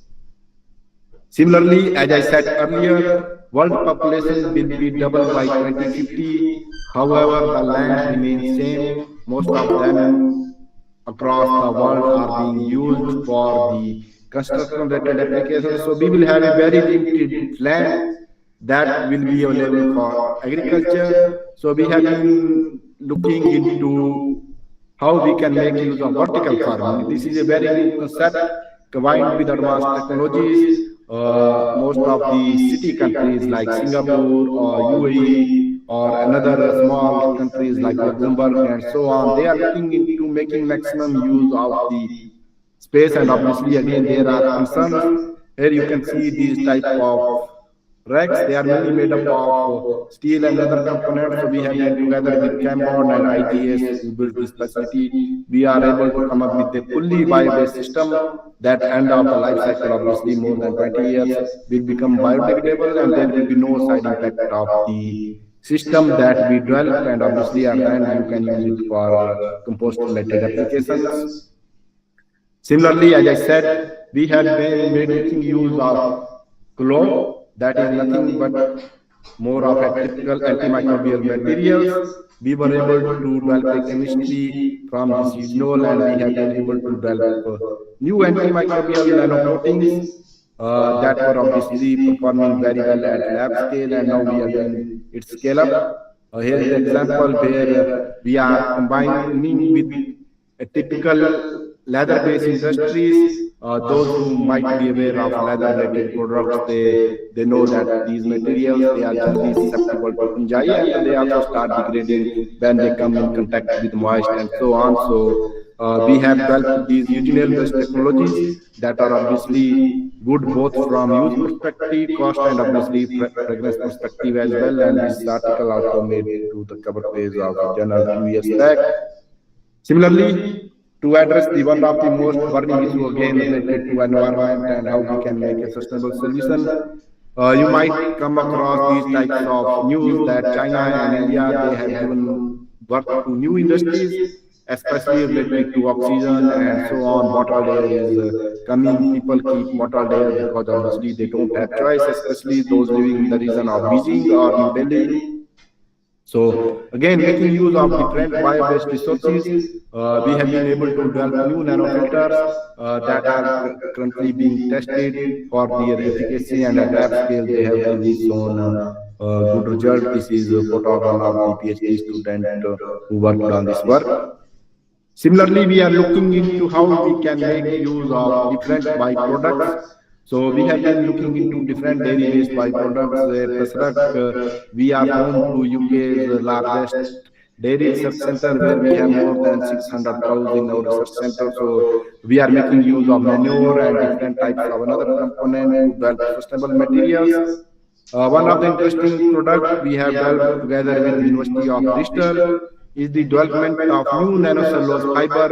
Typically, it takes significant amount of energy to develop cellulose nanomaterial, whether they are cellulose nanoparticles, cellulose nanoviscose, or cellulose nanotubes. Significant efforts are first spent on extracting these through typical chemical technologies, for example, pulping and so on, and then again transforming them into nanoscale materials. Here we made use of the indigenous system that cows have, so we called it more of a bioreactor. So we have coined a term called bioreactor. We don't need to use any system. You feed the plants to cows or any other chemical, not animals, and then they carry out these activities, breaking of these molecules in their human, and then when we get this manure through indigenous developed technology, we are able to simply separate into it, and essentially we have developed the product based upon the cellulose-based nanomaterial. We are able to develop cellulose papers as well as some another materials for electronic application. And the PhD student Tom, who carried out this work, is about to graduate with having done a very nice work on this type of waste of materials. So mean to say is there is nothing material when it is originated from bio-based resources or bio-derived materials. We can make use of all the materials, and through learning the knowledge from green chemistry as well as other disciplines, combining with people from different backgrounds, different societies, we are able to transform the product from lab to real solution. And if you are interested in going through how we can make use of nanotechnology to develop renewable composite or nanocomposite or any other material starting from biomedical to automotive, feel free to go through this article that we published a few years back. At the end, there are many people who have contributed to the journey so far. So thank you everyone who has helped, and especially the funding agencies who have been very generously helping us to support our work. And then obviously I will be happy to answer any questions if there are.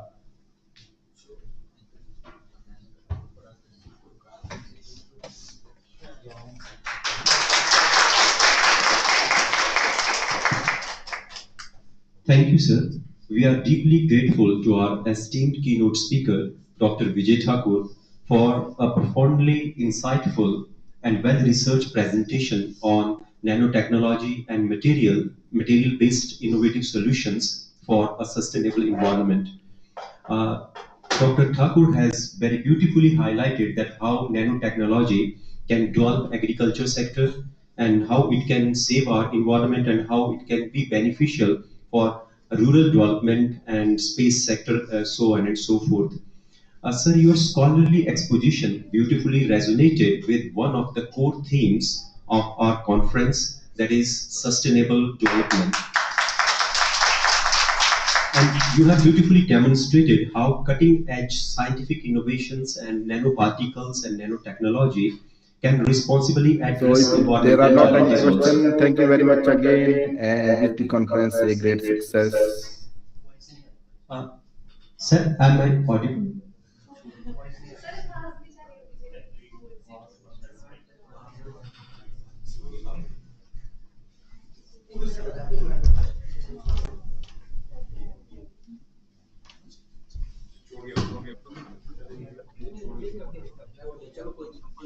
We are thankful to you, sir. Now we are in a short break of 15 minutes, a short tea break to refresh, and we will be back by 12.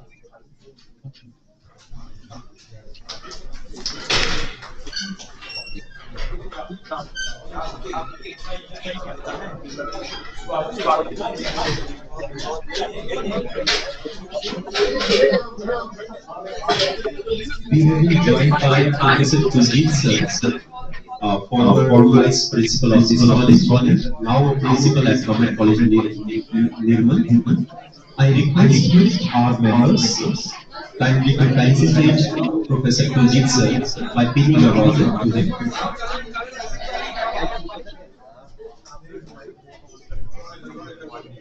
अच्छा अच्छा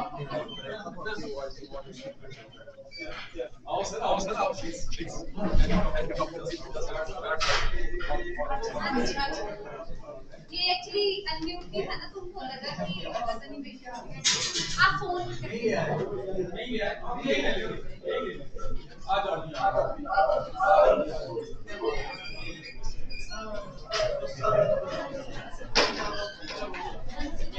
ये भाई करना इसके बाद जो यहाँ से जाने माइक में डबल डबल हो रहा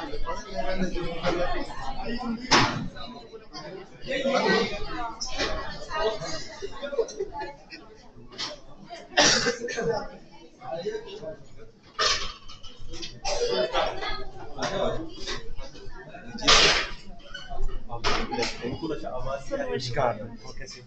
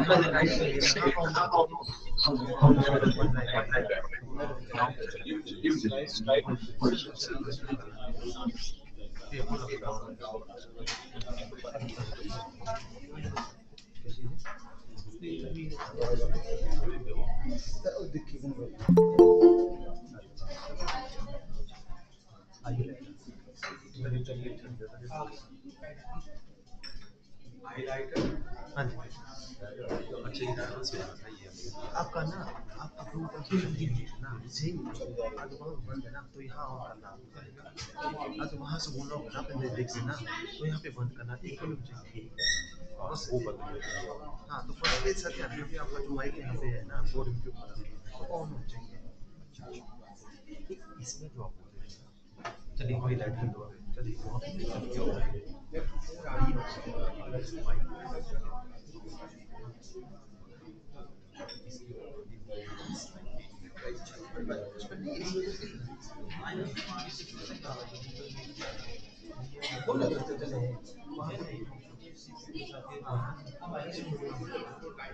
थोड़ी देर बाद छोड़ जाएंगे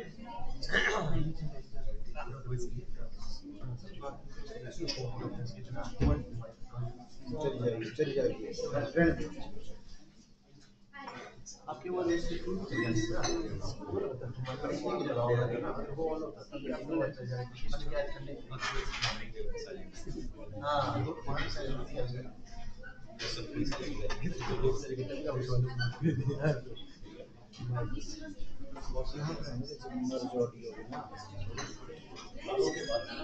चाहिए और कितने लग रहा है मुझे पहले था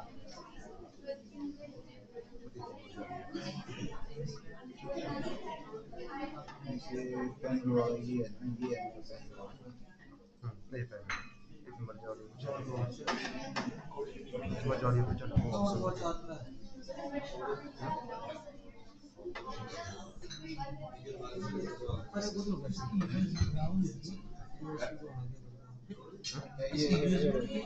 हाँ तो चलिए यहाँ जो बात है वो करके छोड़ देंगे अच्छा तो दूसरी कारण बोल रहा हूँ यही तार हुआ था तो वो चली गई ना वो कैमरा ये पेन वाला ये है ना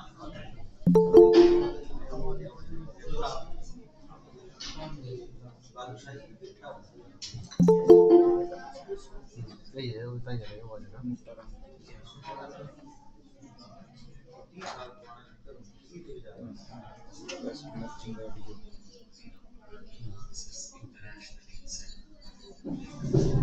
उसको करना ये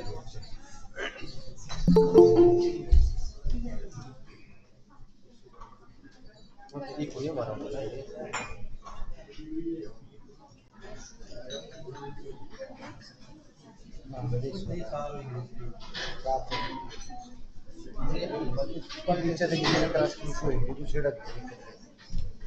लेकिन सर ये हम बाद में ज्वाइन करो उसको वहाँ से यहाँ पता है क्या ये कंट्रोल ही नहीं हो रहा इसको ऑफ करना और वहाँ से इसको ये यहाँ जाना से फिक्स जाना टू नॉट ये तो मेरा ही है ना नहीं हो रहा है जिस मैंने ये तो जैसे ये किया ना स्टार्ट वॉचिंग पे जब आया तो ये वहाँ से होना चाहिए कंट्रोल यहाँ आप पोस्ट मत करो एज ए वहाँ जब लॉगिन होगा ना फिर करना है तो करो जाओ कर दो इसको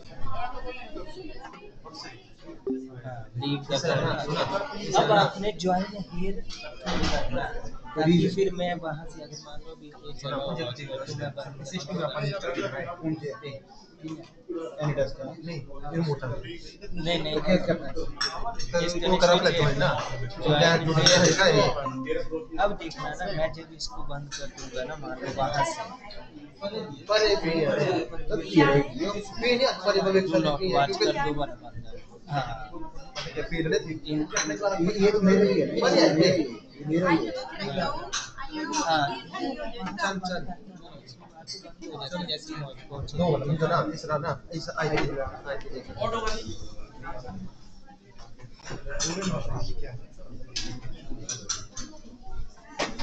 और गुड डे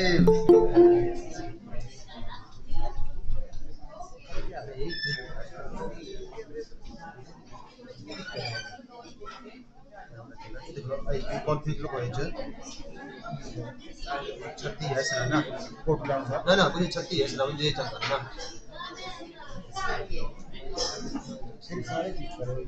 नहीं मैं सिस्टम में पढ़े चक्की लड़ा है वो एक सरल सिस्टम है ना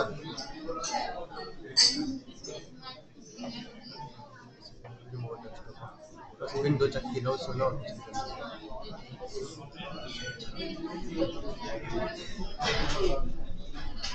पिछले दिन क्या है सर अरे विचार ना तो 36 है ना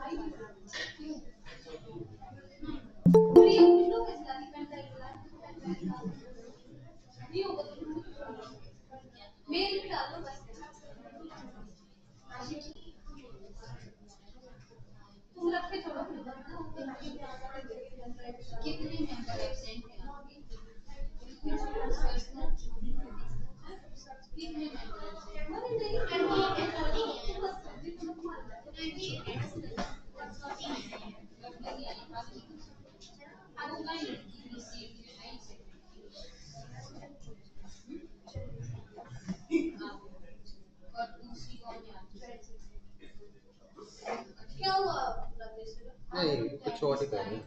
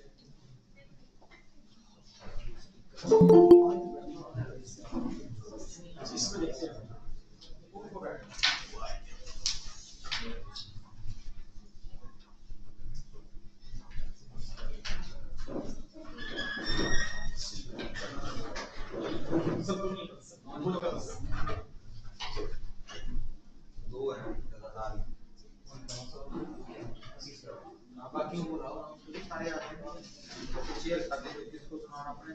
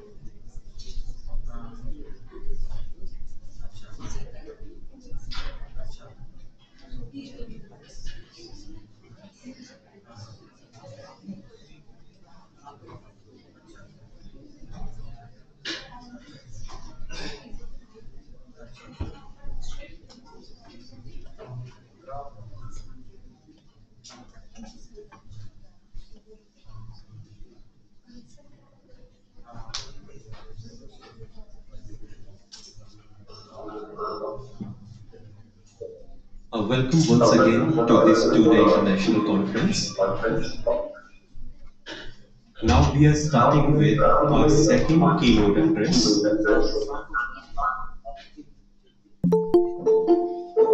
I would request Professor Tilak sir to come on the dais to introduce our second speaker, who is Professor Monica Benson.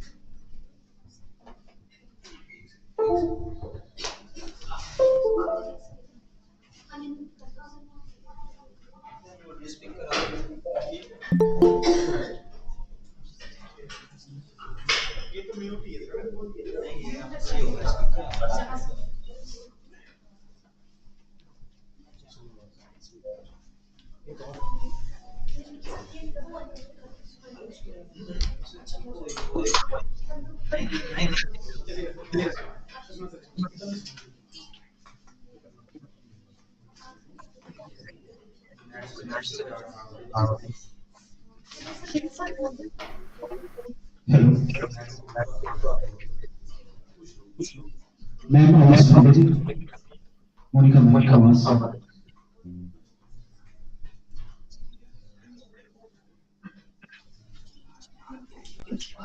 Good afternoon, everyone. Should I start my presentation?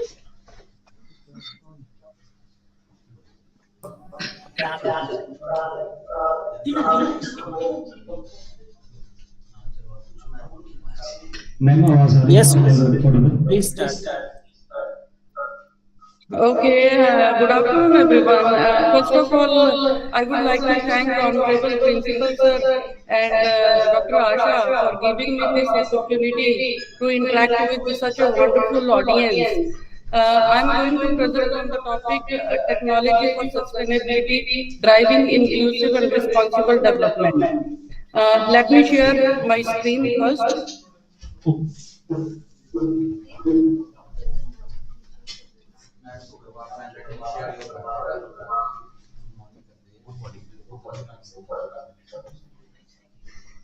Good afternoon, ma'am. My PPTs are visible or not? Yes, ma'am. Yes, Yes, ma'am. ma'am, visible. It's visible. Okay, thank you. So, sustainability has emerged as one of the most critical global challenges of the 21st century. Rapid industrialization, urbanization, climate change, and resource depletion has raised serious concerns about the future of economic growth and human well-being. So, in this context, technology plays an important and transformative role in achieving sustainable development by balancing economic growth, social equity, and environmental protection. Now, I am going to talk about the concept of sustainability. Uh, Sustainability is a comprehensive and forward-looking concept that emphasizes responsible development and long-term human well-being. So, according to Brundtland Commission Report 1987, sustainability is defined as development that meets the needs of the present without compromising the ability of future generations to meet their own needs. You see, this definition highlights two crucial aspects. The first, the importance of addressing current human needs, particularly of the poor and marginalized, and second, the necessity of preserving resources and opportunities for future generations. Sustainable, therefore, seeks to balance growth with responsibility, ensuring that development today does not become a burden tomorrow. The concept of sustainability is built on three interrelated and mutually reinforcing pillars, that is, environmental, economic, and social sustainability. True sustainability can be achieved only when all these three dimensions function together in harmony. Let's discuss it one by one. First of all, environmental sustainability focuses on the conservation, protection, and responsible management of natural resources such as air, water, land, forest, biodiversity, and energy resources. It emphasizes maintaining ecological balance and reducing environmental degradation caused by human activities. जैसे हमने देखा कि जंगलों की कटाई कर दी, बड़ी बड़ी बिल्डिंग्स बना दी, इंडस्ट्रियलाइजेशन हो गया, जिससे एयर वाटर पॉल्यूशन काफी ज्यादा इंक्रीज हो गया. हम देखते हैं कि जितनी नंबर ऑफ फैमिलीज हैं, उसी घर में उतनी नंबर ऑफ कार्स जो है वो बढ़ती जा रही हैं.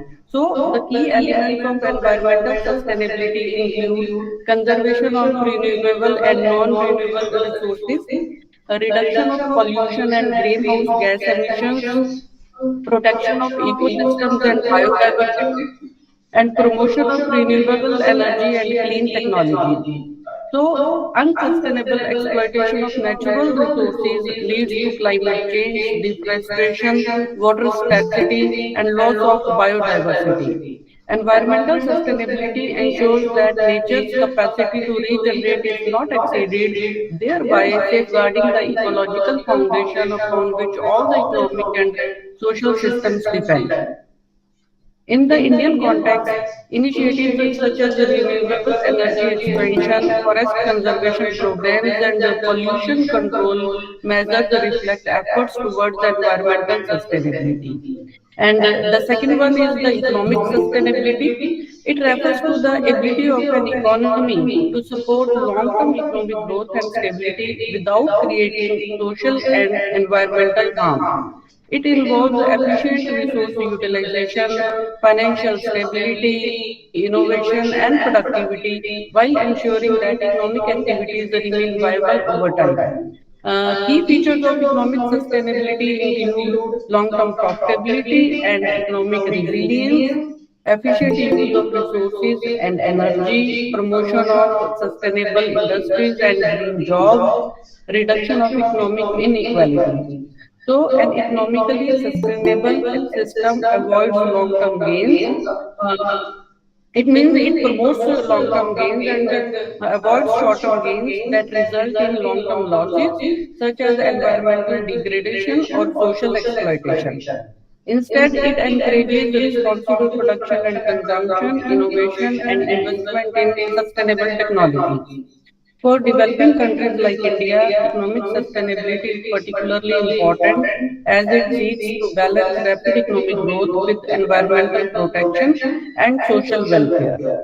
And the third one is the social sustainability. It emphasizes equity, inclusion, social justice, and improvement in the quality of life for all members of the society. It focuses on creating societies that are fair, inclusive, and resilient, where individuals have access to basic needs as well as opportunities. So, the major components of social sustainability include open access to education, health, and housing, gender equality and women empowerment, reduction of poverty and social exclusion, and respect for human rights and cultural diversity.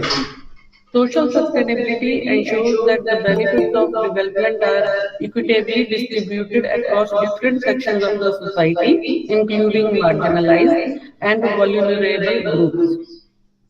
A socially sustainable society promotes participation, social cohesion, and human dignity. In India, initiatives बहुत सारे India में initiatives लिए गए जैसे UPI payment system है, digital payment system है, digital inclusion, health, education, women empowerment, जिन सभी ने जो है सोशल सस्टेनेबिलिटी को बढ़ाया।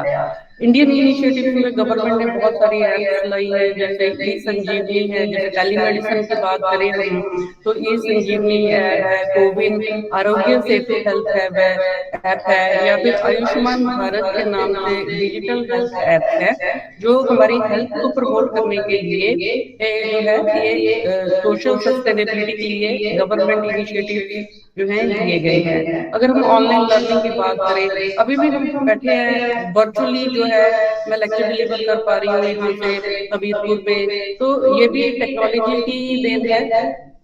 या फिर शिक्षा के क्षेत्र में ऑनलाइन लर्निंग है, दीक्षा है, स्वयं पोर्टल है या मूक के बहुत सारे प्रोग्राम्स आपने सुने होंगे।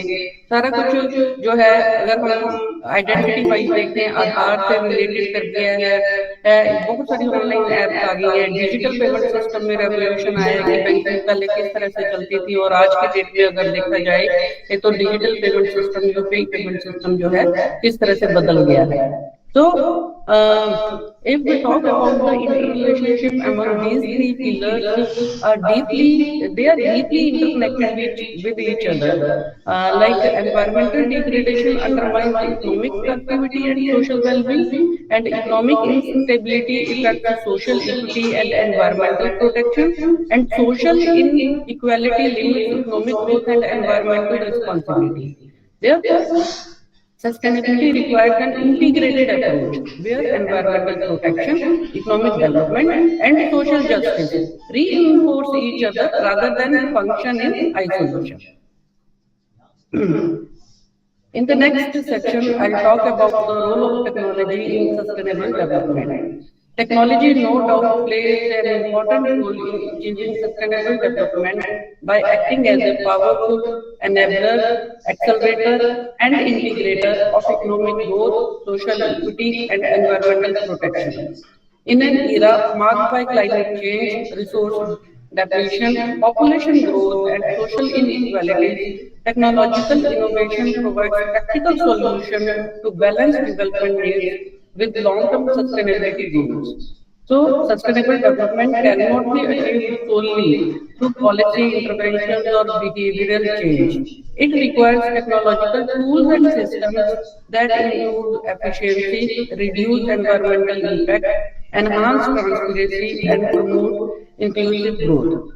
If we see technology as an enabler of environmental sustainability, one of the most significant contribution of technology is its ability to reduce the environmental degradation and conserve natural resources. Modern technologies help monitor, manage, and minimize the adverse effects of human activities on the environment. So, technological interventions include renewable energy technologies such as solar, wind, and bioenergy, energy efficient system and smart grids, pollution control and waste management technologies, environmental monitoring using sensors, satellite, and data analytics. So these technology helps reduce carbon emissions and limit resource wastage and protect ecosystem, thereby supporting climate action and environmental conservation. So the first technology, green and renewable energy technologies, these play a central role in achieving sustainable development by addressing the growing global demand for energy while minimizing environmental damage. Unlike fossil fuels, renewable energy resources are naturally replenished, environmentally friendly, and essential for reducing dependence on non-renewable resources. These technologies form the backbone of global and national strategies to combat climate change and ensure long-term energy sustainability. The major forms of green and renewable energy includes solar energy. Solar energy harness sunlight using PV cells and solar thermal systems to generate electricity and heat. It is one of the most abundant and cleanest source of energy, particularly suitable for countries like India with high solar irradiance. It is used in utility scale solar plants and rooftop installations. जैसे हमने देखा होगा कि घरों की छतों के ऊपर जो है सारे सोलर प्लांट्स जो है वो लगे हुए हैं because it requires minimal operation emissions and suitable for decentralized and rural electrification. हमने खेतों में भी देखा है, अगर पंजाब की मैं बात करूं तो उसमें फील्ड्स के अंदर, खेतों के अंदर जो है वो सोलर सिस्टम्स लगे हुए हैं, रोड्स पे जो लाइट्स लगी हुई हैं उसमें सोलर सिस्टम्स लगे हुए हैं, घरों की छतों के ऊपर, इंडस्ट्रीज के अंदर भी जो है सोलर सिस्टम्स जो हैं वो लगे हुए हैं. Wind energy converts kinetic energy from wind into electricity using wind turbines. It is widely used in coastal and high wind regions. It produces large amounts of clean electricity. It is cost effective once installed and reduces reliance on coal-based power generations. Third one is the hydropower. Utilizes flowing water to generate electricity and has long been a major renewable energy source. It provides a stable and reliable power. It supports irrigation and flood controls, however, requires careful environmental and social assessment. The next one is the biomass energy. Biomass energy is derived from organic materials such as agriculture waste, animal dung, and forest residue. It converts waste into energy. It supports rural livelihoods and reduces open burning of agriculture residue. Next is geothermal energy. It uses heat from the earth's interior for electricity and heating. It is a reliable and continuous energy source with low emissions and still in India holds future potential a lot. If we talk about green and renewable energy technologies, the next technology is smart grids and energy storage systems. The integration of renewable energy into power systems requires advanced technologies such as smart grids and energy storage systems. Smart grids use digital technologies to monitor, control, and optimize electricity distribution in real time. Energy storage systems such as batteries store excess energy generated during peak production for later use. These technologies help in balance demand and supply of electricity, improve grid reliability, reduce energy losses, and support large-scale energy, renewable energy integration. So, The next technology is rooftop solar and decentralized energy solutions.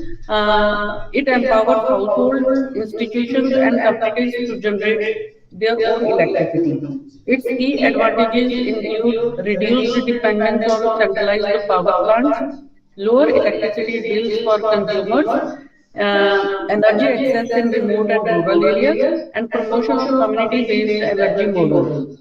Decentralized renewable energy play a crucial role in achieving energy democracy and inclusive development. जैसे मैंने पहले भी example दी थी rooftop solar solutions में, अगर मैं अपनी colony में देखूं तो ऑलमोस्ट हर घर के ऊपर जो है वो सोलर सिस्टम लगा हुआ है। और आजकल ऐसा सोलर सिस्टम आ गया है कि जो ऑन ग्रिड सोलर सिस्टम है उसमें ये 31 मार्च को जितनी भी यूनिट कंजम्पशन जो है सोलर ने प्रोड्यूस की है इलेक्ट्रिसिटी, उसका लेन देन जो है वो प्लस और माइनस हो जाता है।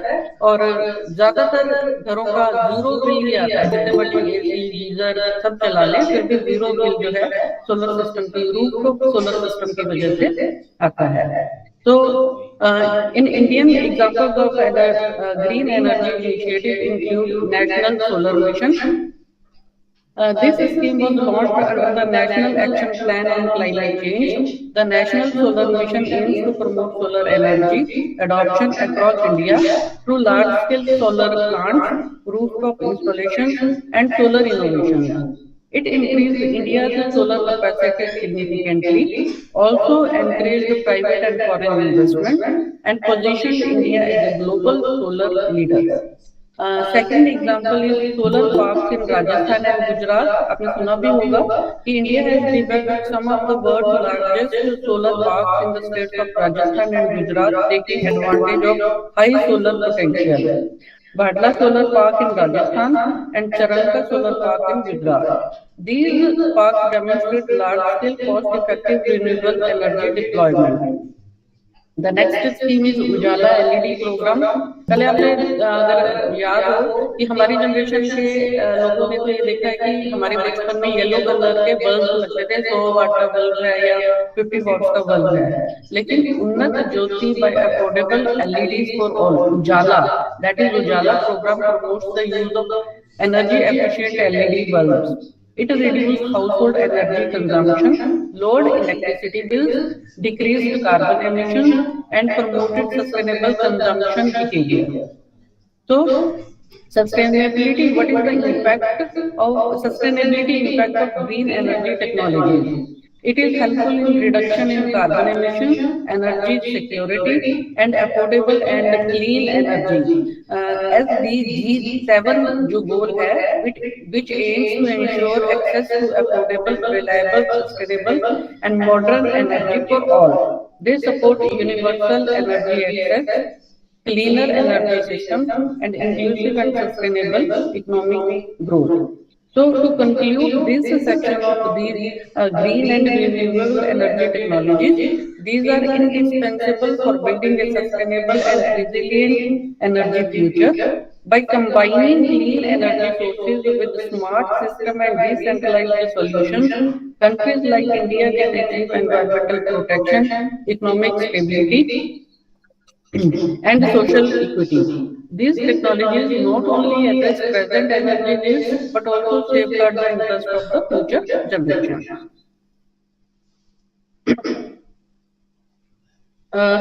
In this slide, I have shown some pictures like wind and solar energy, Ujala program. You can see. This is Gujarat and Rajasthan solar system program. The next one is digital technologies for environmental protection. Environmental protection has become increasingly complex due to rapid industrialization, urbanization, climate change, and population growth. Traditional methods of environmental management are often insufficient to address these challenges. In this context, digital technologies such as the Internet of Things, artificial intelligence, and satellite and geographic information system technologies play a crucial role in protecting and managing the environment. These technologies enable real-time monitoring, accurate prediction, efficient resource management, and informed decision-making. In the digital technologies, the first technology is Internet of Things for pollution monitoring. IoT, Internet of Things, refers to the interconnected devices equipped with sensors that collect and transmit data in real time. In environmental protection, IoT is widely used for monitoring pollution levels and environmental quality.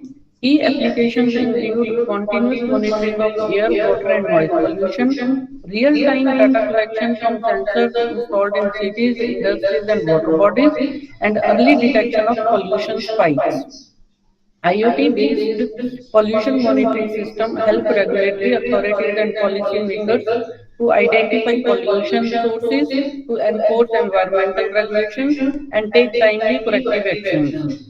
In urban areas, IoT sensors are increasingly used to track uh, particulate matters PM2.5 and PM10 carbon emissions, thereby improving environmental governance and public health outcomes. So the second technology is artificial intelligence for climate modeling and prediction. Artificial intelligence plays an important role in understanding complex environmental patterns and predicting future climate scenarios. AI systems analyze vast amounts of historical and real-time data to identify trends, correlation, and potential risks. Major contributions of AI includes climate change modeling and forecasting, prediction of extreme weather events. जैसे mobile पे भी आपने देखा होगा SMS आ जाता है कि thunderstorm आने वाला है या हीट वेव आने वाली है या फोग डेंस फोग आने वाली है, बी केयरफुल। तो आजकल मोबाइल पे ये एसएमएस भी गवर्नमेंट की तरफ से एडवाइजरी जो है वो पब्लिक को इशू कर दी जाती है। So, major contribution of AI also includes optimization of energy and water use and assessment of environmental risks. आजकल घरों में अगर हम आरओ सिस्टम भी लगाते हैं, वाटर प्योरीफायर सिस्टम, उसमें भी एआई टेक्नोलॉजी का यूज करके कि आपने डेली कंजम्पशन इतनी कर लिया, आपको इतनी करनी चाहिए, उसका लेवल इतना है, ये टीडीएस लेवल इतना है, ये सारी चीजें जो है आजकल डिजिटल स्क्रीन के साथ जो है डिस्प्ले में आने लगा है। तो एआई का यूज इवन मैंने रेफ्रिजरेटर भी देखे कि सैमसंग का एक रेफ्रिजरेटर आ रहा है, उसके बाहर एक बड़ी सी स्क्रीन लगी हुई है और वो स्क्रीन ये बताती है कि आपके रेफ्रिजरेटर के अंदर क्या क्या चीजें पड़ी हैं, कितनी कितनी क्वांटिटी में कौन कौन सी चीजें हैं, कितनी सब्जियां पड़ी हैं, मीट है या बटर है, क्या क्या चीजें हैं और कितनी कितनी क्वांटिटी में है। और चलो यहाँ तक तो ठीक है, लेकिन वो ये भी बताता है कि आप इन चीजों को यूज करके जो अवेलेबल फ्रिज में पड़ी है कौन कौन से रेसिपीज बना सकते हैं।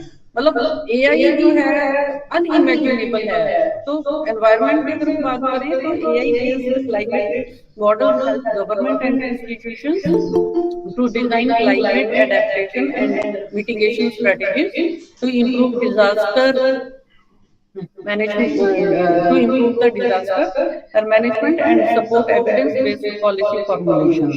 So, by enhancing the accuracy of climate predictions, AI enables proactive environmental planning rather than reactive responses. The next digital technology is satellite and GIS technologies for land and water management. Satellite imagery and geographic information system technologies provide comprehensive and large-scale data for environmental monitoring and resource management. These technologies allow for continuous observation of land, water, forest, and coastal areas. Its key function includes mapping land use and land cover changes, monitoring water bodies and groundwater resources, detecting deforestation and soil degradation, and planning sustainable urban and rural development. So, satellite and GIS technologies are particularly useful in countries like India, where vast geographical diversity requires a large-scale and accurate environmental monitoring. If we talk about the application of digital technologies in environmental protection, first application is the air quality monitoring system. AI AQI system जो है हम देखते हैं हमारे mobile phones के अंदर भी एक ऐप है, अगर वेदर ऐप हम इंस्टॉल करते हैं तो वेदर भी बता देता है, AQI लेवल भी बता देता है। So digital air quality monitoring system use IoT sensors, AI analytics, and data platforms to track air pollution levels in real time. So its benefits include public access to air quality information, health advisories, and early warnings, and improved pollution control methods. AQI आपने दिल्ली के अंदर भी देखा होगा कि pollution control करने के लिए इवन एंड ऑड सिस्टम भी चलाया, स्कूल्स तक बंद करने पड़ जाते हैं। ये जो है एयर की क्वालिटी के इंडेक्स जो है वो हम मॉनिटर कर सकते हैं कि इंक्रीज हो रहे हैं। आर्टिफिशियल रेन की भी बात करते हैं, दुबई के अंदर भी आर्टिफिशियल रेन जो है पोल्यूशन को कंट्रोल करने के लिए या एयर की क्वालिटी को इंक्रीज करने के लिए जो है आर्टिफिशियल रेन का सहारा भी लेना पड़ा। तो second use is early warning systems for floods and cyclones. Digital technologies play a crucial role in disaster risk reduction through early warning systems. Satellite data and weather sensors monitor atmospheric and ocean conditions. AI models predict the intensity and path of disasters, and real-time alerts help authorities and communities prepare in advance. So early warning systems reduce loss of life, minimize property damage, and enhance climate resilience. And third use is forest cover and wildlife tracking. Satellite imagery, GIS mapping, and sensor-based technologies are widely used for forest conservation and wildlife protection. Its applications include monitoring deforestation and forest degradation, tracking wildlife movements and migration patterns, and preventing illegal logging and poaching. So these technologies support biodiversity conservation and sustainable ecosystem management. If I conclude this section of digital technologies, it has revolutionized environmental protection by enabling real-time monitoring, accurate prediction, and efficient resource management. IoT की अगर मैं बात करूँ, जैसे हमने देखा है कि होटल्स के अंदर हम टैप के आगे हाथ करते हैं तो पानी विदाउट टच जो है सेंसर से अपने आप आना शुरू हो जाता है, या फिर हम होटल या कहीं एंटर होते हैं तो डोर्स अपने आप खुल जाते हैं with the help of sensors. So IoT, AI, and satellite-based systems empower governments, organizations, and communities to address environmental challenges more effectively and proactively. When integrated with strong policies and public participation, digital technologies become powerful tools for safeguarding the environment and ensuring sustainable development. The third component is key technological interventions in sustainable agriculture. अब हम agriculture की बात करेंगे, इसमें बहुत सारी technologies हैं modern technologies में। First technology is precision farming using drones and sensors. So precision farming involves the use of advanced technologies such as drones, sensors, GPS, and data analytics to manage crops and farmland with a high degree of accuracy. Its key features include real-time monitoring of crop health and soil conditions, targeted application of water, fertilizer, and pesticides, early detection of pest, disease, and nutrient deficiencies. Drone capture high-resolution images of fields, while sensors provide data on soil, moisture, temperature, and nutrient levels. This enables farmers to make informed decisions, minimize input wastage, and enhance crop productivity. The second technology is soil health cards and weather forecasting applications. The soil health card scheme provides farmers with detailed information about the nutrient status of their soil and recommended fertilizer uses. Its benefits include balanced use of fertilizers, improved soil fertility, reduced chemical overuse.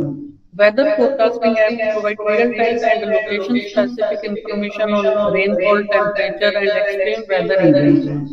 This helps farmers to plan sowing and harvesting activities, reduce crop losses due to unexpected climate changes, and improve risk management.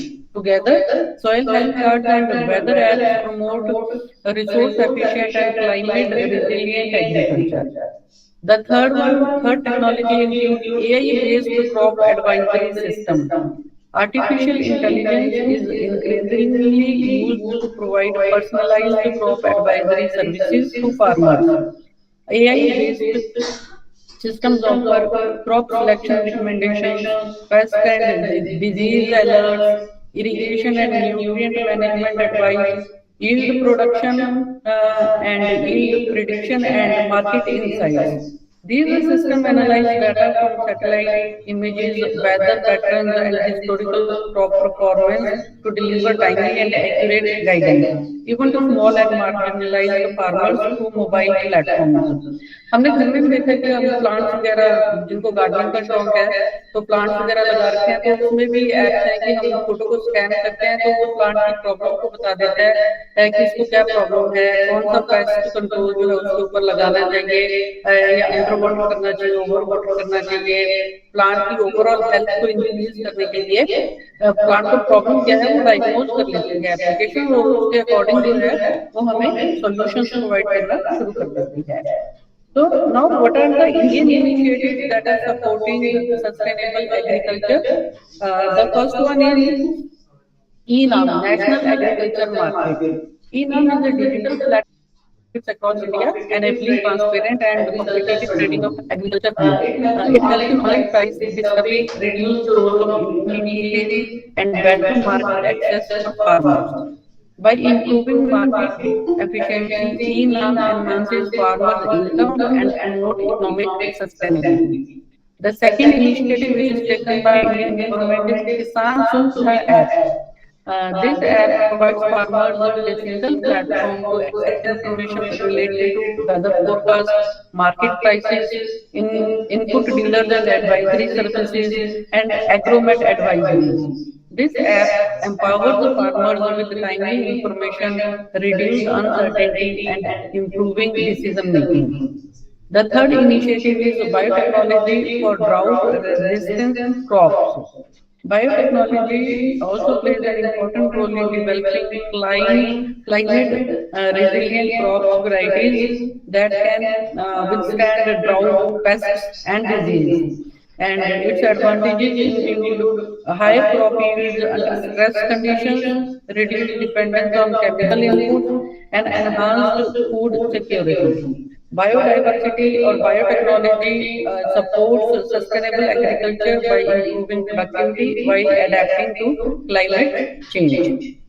If we see the benefits of sustainable agriculture through technology, the first benefit is reduced water and fertilizer use. Precision irrigation and targeted nutrient application significantly reduce wastage of water and fertilizers, conserving scarce resources and lowering production costs. And the second one is improved farmer incomes. So higher yields, reduced input cost, better market access, and accurate advisories contribute to improved farm profitability and income stability. The last but not the least is food security. Sustainable agriculture through technology directly supports Sustainable Development Goal 2, which aims to end hunger, achieve food security, improve nutrition, and promote sustainable agriculture. If I can,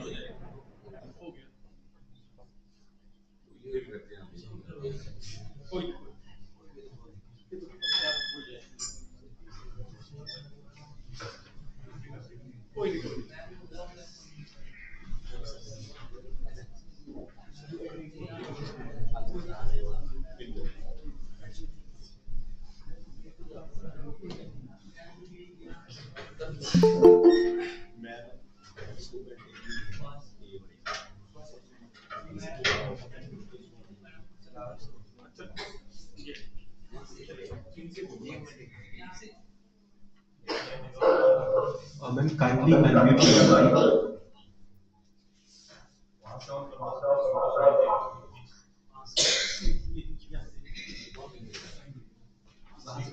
Monica, Ma'am, you kindly have unmute muted yourself, yourself. please.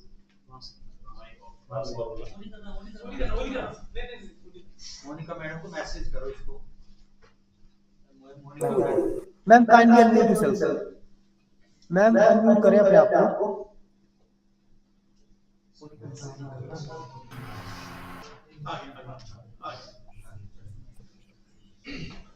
Oh, no one has told me I was audible or not? Yes, ma'am. Now audible. नहीं, मैं पहले audible थी या नहीं? Yes, ma'am. Audible थे, थोड़ा सा 1 minute 30 second के लिए आप unaudible थे, otherwise Oh, sorry. I got panic कि मैंने इतना कुछ बोल दिया और चलो thank you. So the next section includes circular economy and waste management technologies. Because of rapid urbanization, industrial growth, and changing consumption patterns, my screen is visible or not? Yes, ma'am, visible. Okay.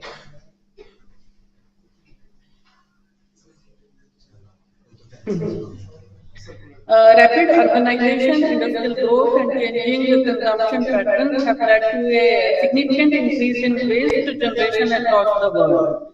Traditional waste management system based on linear economy model, take, make, use, and dispose are no longer sustainable. So, in response, the concept of circular economy has gained prominence.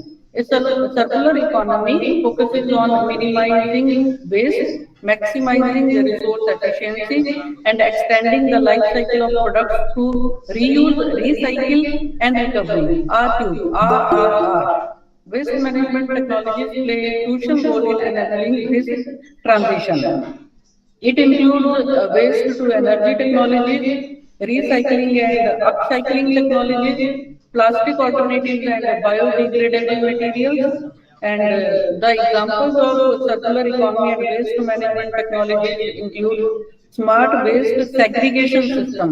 जैसे घर में भी कूड़ा उठाने वाला आता है तो वो गीला कूड़ा, सूखा कूड़ा, ग्रीन वेस्ट और दूसरा वेस्ट को, तो इसमें स्मार्ट वेस्ट सेग्रीगेशन सिस्टम हो गया है। Smart waste segregation system use sensors, AIs and automation to separate waste at sources or during the processing. Its benefits include recycling efficiency is improved, reduced the contamination of recyclable waste and lower operational cost. Effective segregation is the foundation of successful waste management and circular economic models. तो बायोकम्पोस्टिंग and biogas plants हैं, जैसे विजय sir ने भी बताया। Organic waste such as food waste and agriculture residue can be processed through biocomposting and digestion, and its outcomes include production of organic compost for agriculture, generation of biogas for cooking and electricity, and reduction of methane emissions from landfills. These technologies support both waste reduction and renewable energy generation. The next section is smart cities for sustainable development. It includes the intelligent transport systems. Intelligent transport systems use digital technologies, data analytics, and automation to improve urban mobility and reduce traffic congestion. And the second one is smart water and energy management, and its applications include smart water meters and leak detection systems, automated water distribution and wastewater management, and smart electricity meters and energy management systems. Integration of renewable energy into urban grids. So these technologies reduce resource wastage, lower operational costs, and enhance the reliability of urban services. Next key component of smart cities for sustainable development is green buildings and sustainable architecture. जैसे हमने दिल्ली में देखा, पीरागढ़ी से लेके जितने भी pillars हैं, over bridge के नीचे के जो जितने भी पिलर्स हैं, उनको स्मार्ट और ग्रीन बनाया गया। वर्टिकल गार्डनिंग का कंसेप्ट है। आजकल ये मोहाली वाली साइड भी जो है आ गया है, हम तो बहुत ज्यादा पोल्यूटेड एरिया में एक तरह से रहते हैं। हरियाणा, पंजाब, दिल्ली की मैं बात करूं, हमीरपुर तो एक हिमाचल में रिमोट एरिया में जो है, जहाँ पे बड़ी पीस और शांति, मुझे ऐसा लगता है कि मैं इमेजिन कर पाती हूँ कि होगी। तो वहाँ पे ग्रीन बिल्डिंग्स की शायद जरूरत नहीं है, बट हमारे एरिया में जो है ग्रीन बिल्डिंग्स बहुत ज्यादा जरूरी है। तो green buildings and sustainable architecture focuses on minimizing the environmental impact of urban construction while improving occupant comfort and energy efficiency.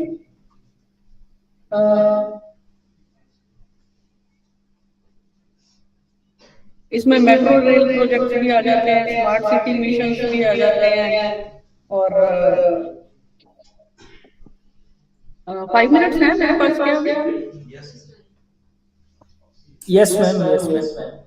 Okay, so technology for social sustainability और इंक्लूजन की अगर मैं बात करूं तो इसमें डिजिटल फाइनेंशियल इंक्लूजन आ जाता है, ये जिसमें जनधन योजना है गवर्नमेंट की, which provides bank accounts to millions of previously unbanked citizen है। गांव के अंदर जो रिमोट रूरल एरियाज हैं, उसमें बैंकिंग फैसिलिटीज पब्लिक के पास अवेलेबल है या नहीं है, या फिर यूनिफाइड पेमेंट इंटरफेस है जो एनेबल करता है पब्लिक को लो कॉस्ट डिजिटल ट्रांजैक्शंस को करने के लिए। तो इसमें गूगल पे है, पेटीएम है, आजकल अमेजोन पे है, फोन पे, मोबीक्विक जो, और व्हाट्सएप पे, बहुत सारी एप्लीकेशंस हैं जिसने बैंकिंग को बहुत ही ज्यादा फाइनेंशियल ट्रांजैक्शंस को इजी कर दिया है।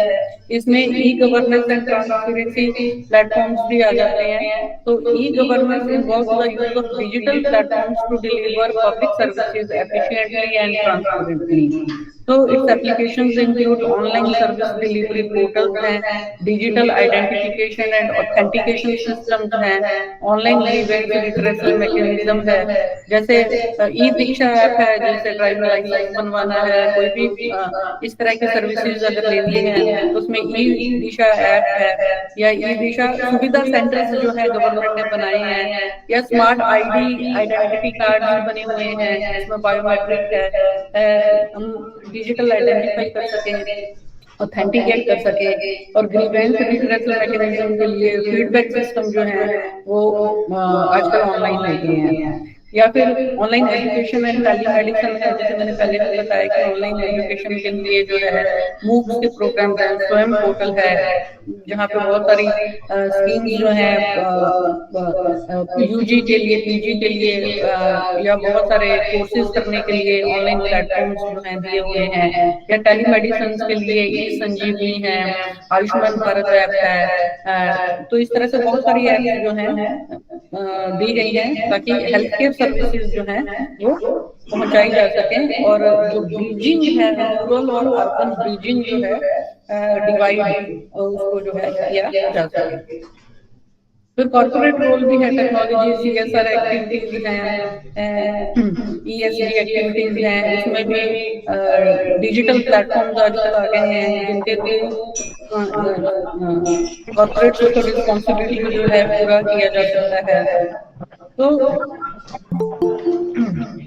इसमें now I will discuss the challenges in using the technology.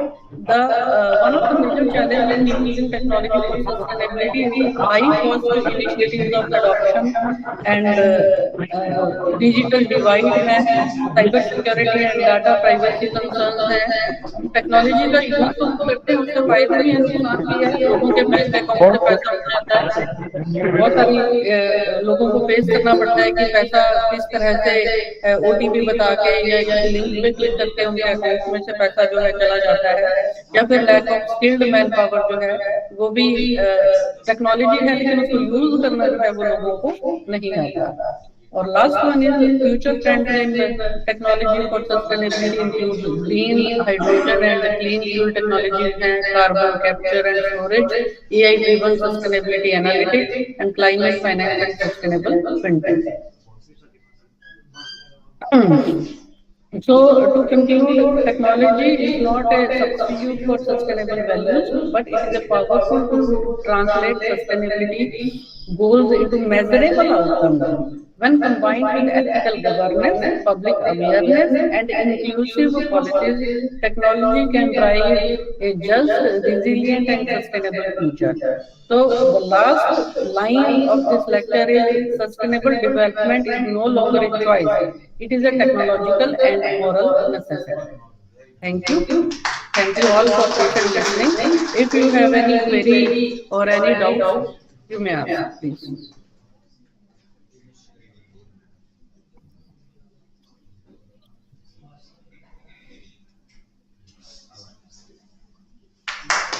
Any query or doubts?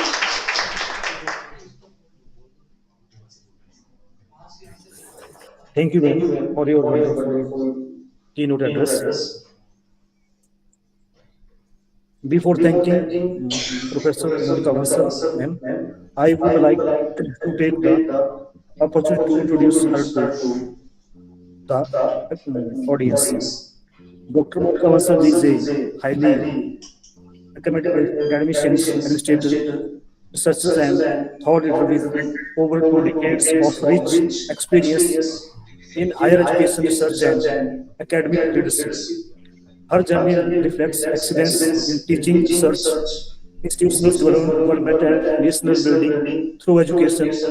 Her vast exposure in national and international engagements make her presence truly enrich for this August gathering. We feel privileged to have you with us, and we largely look forward to gain insights from your keynote address, which will inspire and motivate all of us.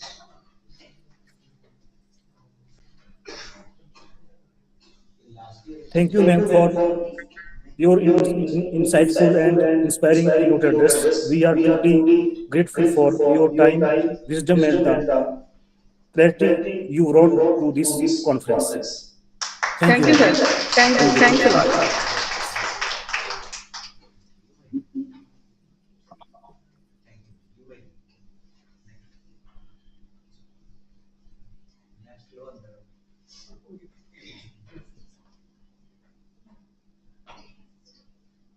लोगों को mail और अगर any query बाद में भी लोग क्या करते हैं आपको they leave their mail any query from now you can mail me on this mail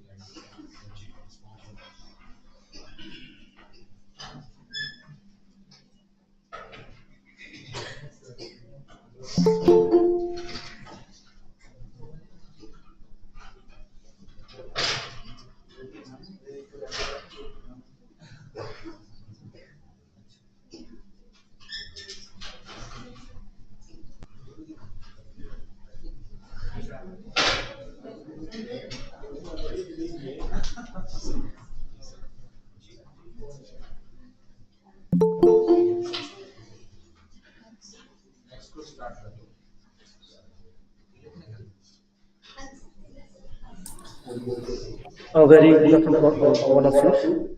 It is a pleasure to welcome you all to today's program, where we come together with a shared purpose to learn, reflect, and move forward towards a more sustainable and responsible future. We are truly honored to have with us a keynote speaker. Her journey is a powerful blend of professional excellence, environmental leadership, and community service. His work stands as a strong example of how vision, commitment, and action can bring meaningful change. Our keynote speaker, Mr. Ashish Garg, is the president of Eco Group Society, Dehradun, and a former chief general manager of at ONGC. Mr. Garg is a civil engineer, graduate from NIT Surat, holds on MBA in finance, and is a fellow of the Institution of Engineers.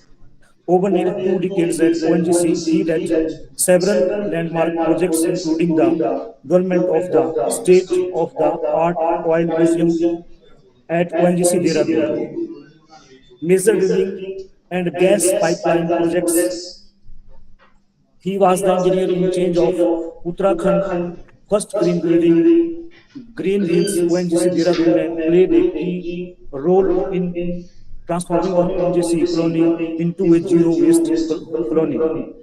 Through Eco Group Society, Mr. Garg has conducted more than 80 waste management drives and climate change awareness campaigns, inspiring citizens to actively participated in environmental conservation. His efforts have earned recognitions from the Dehradun Municipal Corporation for contributing to cleaner and more sustainable neighborhoods. Mr. Ashish Garg continues to inspire action at both institutional and gra- levels, grassroots levels. So please join me in extending a warm and respectful welcome to our keynote speaker, Mr. Ashish Garg.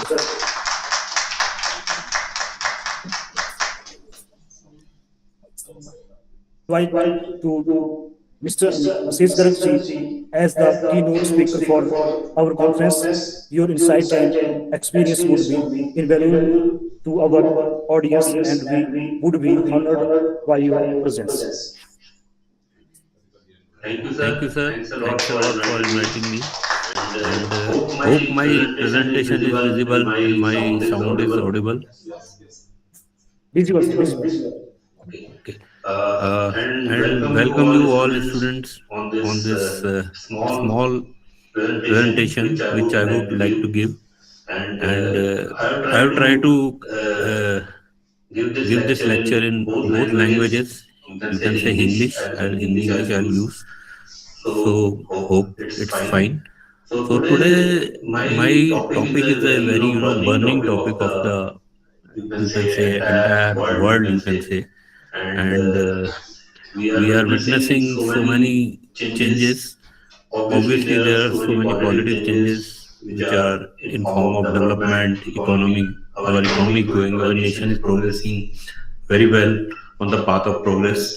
But at the same time there are some key issues which we have to keep it in our mind, so that whatever actions we are doing at present, these are stand valid for the future generations.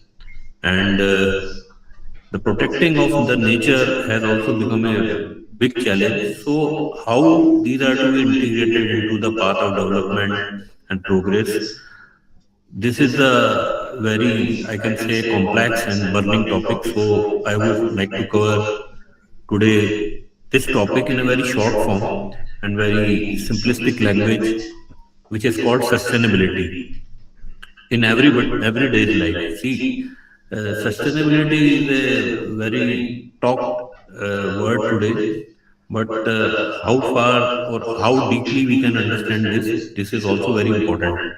So first of all, I could give a small, uh, uh, brief introduction of about our small NGO. It is called Eco Group Society. So actually, we are basically a group of some environmentally conscious people, and in which we have scientists, engineers, and bankers, and teachers, professors. So we, in a group, we try to discuss over the problems whatever we are facing today, and then try to find a best solution for the present circumstances. So most of our areas, we are in ऐसी activity, जागरूकता अभियान। सबसे बड़ी जो आज की देश में ज़रूरत है कि हम खुद जागरूक हों, दूसरों को भी जो हम बेस्ट समझते हैं उसको जागरूक करें। तो हम कई सारी एक्टिविटीज़ कंडक्ट करते हैं। तो बच्चों के छोटे स्कूल्स में भी जाते हैं, कॉलेजेस में जाते हैं, या RWS में जाते हैं। तो क्लाइमेट चेंज का जो एक बहुत बड़ा इम्पैक्ट हमारे को हम फील करने लगे हैं, उसके बारे में अवेयर करते हैं।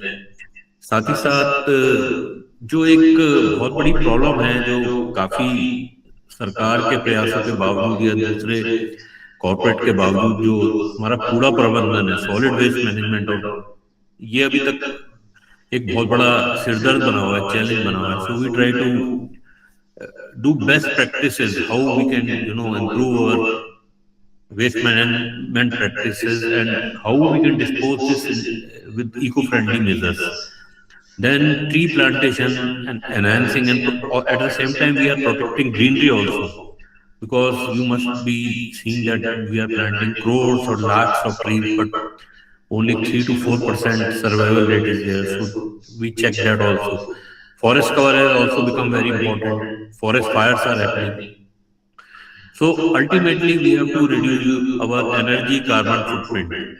So more carbon footprint we generate, more challenges we create for our planet Earth. So how we can reduce this our minimize the carbon footprint, that is one more challenge. Water conservation, you all know, everybody of you must be doing this water conservation, but now considering the onslaught of climate change, this has become very, very important. And for urban infrastructure, what smart activities you can do, including traffic management and best thing. So these are the few areas where we work. So why we have to, do all this, and why we are today sitting on this important topic is that, see, climate change, you must have heard. I will briefly cover about climate change. So it is basically depleting our natural resources, like glaciers are melting, forest fires happening, and recently you must be finding there's a lot of human and animal conflicts, and our crop or our agricultural yield is getting decreased, and our soil is getting poisonous day by day. And then if we consider health, then we have a lot more health issues also. And if we are not, if we are not able to tackle it efficiently, so we may find very deadly virus may come due to the rising heat. So this is big challenge. So that's why this is a need to act. We have to, whatever work we do, we have to be very cautious how we do it, so that we make very, very less negative impact on the nature. That is our prime motto. It should be prime motto. So you must have seen in locally, if you are seeing that Delhi is in, nowadays in discussion. Parliament is slated to discuss a very important AQI, air quality index topic. Somehow it could not be discussed, but now leaders are also aware that we have to somehow reduce our AQI. Most of the metros have a very poor AQI. More than 40 cities in India have very poor AQI, and which are reducing the lifespan of our citizens, and future generation is in threat. So these are very unhealthy conditions. So I'm just covered few things. So this maybe will do. So that's why this sustainability in everybody's life has become very important. Whether we are students, whether we are teachers, whether we are ordinary residents or professionals, everybody of us has to do something about sustainability. So what is sustainability? See, sustainability, when we talk about this of this planet Earth, so ultimately is a very responsibly managing our resources and societal changes, so that we may meet our present needs without compromising the ability to meet future requirement. So आज की date में हम जो भी काम कर रहे हैं उसको बड़े इफिशिएंटली अपने रिसोर्स को यूज करें, जिससे वो आने वाली फ्यूचर जनरेशन के लिए एक पर्याप्त मात्रा में बचा रहे। ये सस्टेनेबिलिटी का एक डेफिनेशन है, शायद आप सब लोग इसको जानते भी होंगे, लेकिन वो कैसे किया जाए, जैसा मैंने बताया, बहुत बड़ा चैलेंज है। So sustainability has to be in a very, we have to apply our mind, so that whatever action we do, our action should not jeopardize the future resources for which is required for our future generation. So our society has to exist and develop, there is no doubt about that, but we don't have to deplete our natural resources, because whether it is water, whether it is soil, whether it is pure air or anything, even for the agricultural products, we have to plan each and everything in such a fashion that These are not compromised for our future generation.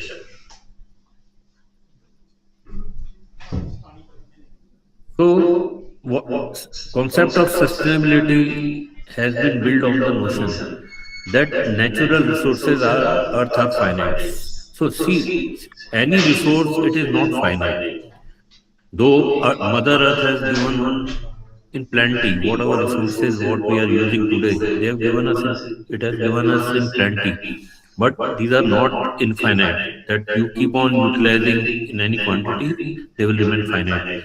कभी ना कभी ये खत्म हो जाएंगे चाहे कोई भी रिसोर्स हो तो इसको हमको बहुत जुडिशियसली यूज करना है इससे एक बैलेंस बना रहे तो इसको हमें एक एनवायरनमेंट और इकोनॉमी और इक्विटी उनके बीच में एक बैलेंस बना के रखना है so sustainability is a movement it's not a one time thing it has to keep on going for years together and we'll have to maintain the balance so idea is earth should be livable right now as I said earlier if you find that in Delhi AQI is so bad that people are not living there if say AQI level is around 400 right now more than average I'm telling so it is as good as smoking 10 to 11 cigarettes daily so non-smokers who don't want to smoke they are also smoking poisonous gases so this is not a condition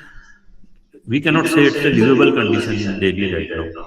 So that's why there are a lot of hue and cry is there, but some solution will definitely result to this. So ultimately, we have to make our earth livable, and we'll have to control and reduce resource depletion.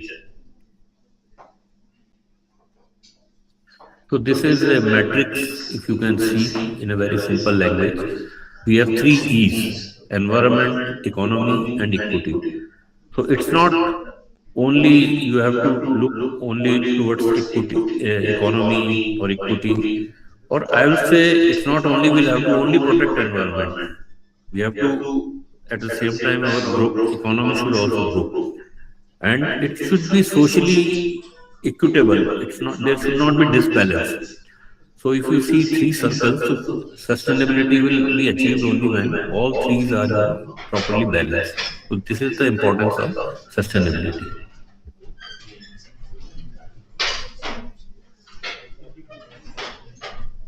So what we should do broadly for sustainability? That will the next question anybody will ask.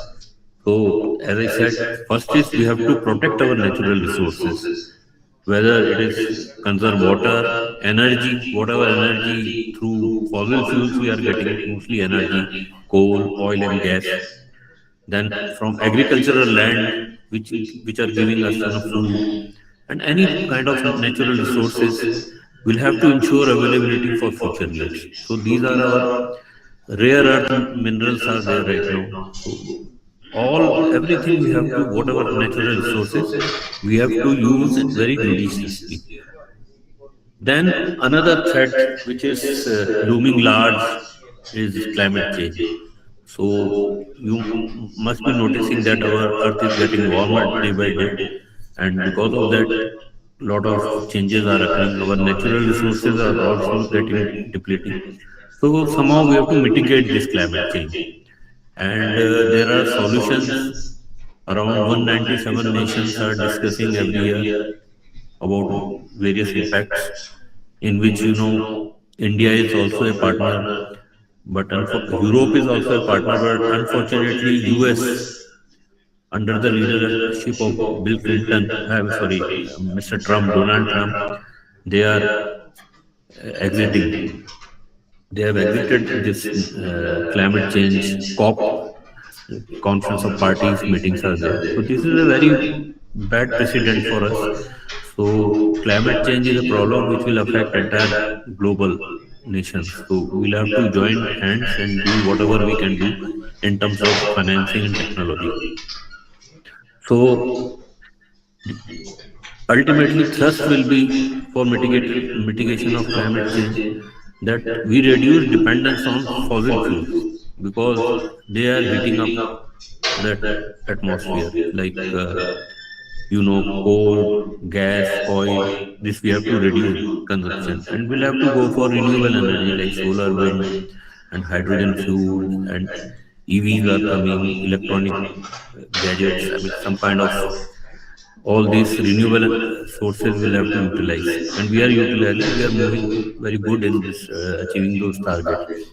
Hence, we have to preserve our forest because forests are natural absorber of this heat and carbon dioxide in form of sequestration. So more the uh, forests are there, so automatically it will whatever rising heat they will consume. But unfortunately, forests are also getting degraded day by day. So that is also to be checked. Then waste is a big problem. So all these things I will briefly cover in the next slides. And obviously we have to promote our biodiversity.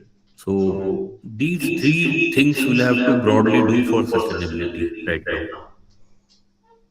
So climate change, you must be knowing what is climate change or global warming, but briefly I'll explain.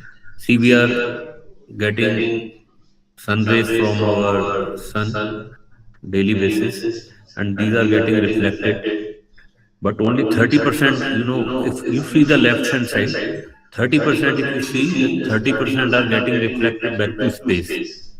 And the solar energy is warming our earth so that our life is supported here, all kind of life. And if you see a very thin layer of greenhouse gases which are trapping this greenhouse gases, these are trapping this heat so that our there is a life on the earth because of this. So only 30% is going. But over the period of maybe 100 years and more, when industrial revolution has taken place in it since 1890, you can say, our earth is getting warmer day by day. So what is happening, that this layer is getting thickened, this greenhouse gas layer, if you can see on right side, it has become very thick.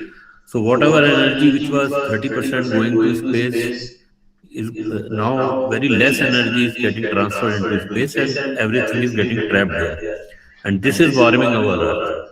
So if you say our average global temperature before this human intervention, anthropological intervention, it was 13 degree, around 13 degree. Now it has gone up to 15 degree. So this 1.7 degree or 1.6 degree temperature is causing lot more problems in the earth. So this this we have to check. So what is happening because of earth warming? You are seeing a lot of forest fires, and we are losing forest. Lot more droughts are coming. Many hurricanes are coming. Not only in uh, US or Europe, and we are witnessing lot more hurricanes and storms in India also. And you can say extreme weather events are happening, in which you will find rains, continuous rainfall, lot more precipitation. And because of so many things, our sea level rise is also there. I mean, I'll give you the figures how it is rising. And then, our glaciers are melting. You can see whether it's Arctic or whether it is Himalayas or Ladakh, all glaciers are going back. And you can see the status of polar bears who are suffering because of this loss of ice, and a lot more droughts you can see. So I've just given few pictures, but it has a very wide dimension, climate change. So this is one thing. So I would like to give you example of how earth resources are getting depleted. I don't know how many of you have heard the terms earth overshoot day. Earth overshoot day is, when human demand is exceeding the earth biocapacity. So overshoot is occurring. So earth overshoot, for example, in 2024, it had fallen on August 1st. Maybe 2025, it stays there. So idea is, when beyond August 1st, September, October, November, December, Earth is not able to meet human demand. I mean, it stopped giving back because in the previous month from for January to August, Earth is, whatever we are consuming, it is giving us back. But Earth overshoot day means beyond 1st August, it is not giving us any repletion. Whatever we are using, we are consuming. So you can say that Earth resources are getting reduced day by day. So there is a need to push back it to 31st December, or else the day will come. It should not come, but March or February you will find that after that you don't have any resources to consume. So this is a very dangerous situation. So this is the time we should check this Earth overshoot day. It should somehow it should go back to 31st December. So this data is actually calculated annually by the Global Footprint Network. So this just to raise awareness about ecological balance and sustainable resource consumption. So this I just wanted to bring to your notice. Now I can show you that glaciers are melting rapidly. Now the figures are a two-thirds of Himalayan ice cap would be doomed due to the uncontrolled emission of greenhouse gases, carbon dioxide, methane, and nitrous oxide also. And a third of the ice will be lost by end of the century. Even when we are doing, ambitious climate action, all nations are doing, but that also is a, will be inefficient, not sufficient. And after around 2060, river flows will start to decline, like our all perennial rivers, Ganga, Yamuna. You can see this is the trend, and because of that, there will be a reduced water supply. So this decline will lead to reduced water supplies for drinking, hydropower, and agriculture for 250 million people in the mountains and 1.65 billion in the river valley. This data has been, derived from 5-year assessment of Hindu Kush Himalaya region, which has involved around 350 scientists and policymakers. So you can understand it's not a, some fantasy or some imaginary figure. This is a real thing which have been worked out. So situation is very critical. So all of us has to do our bit. Then, as I said, deforestation is on rise. So if we see India, we rank second highest rate of deforestation among countries worldwide between 1990 and 2020. Now, increase in deforestation 384,000 hectares in this time we have lost, and this is roughly equivalent to 5 numbers of Corbett Parks. So 1318 square kilometer, you can say. So this is a more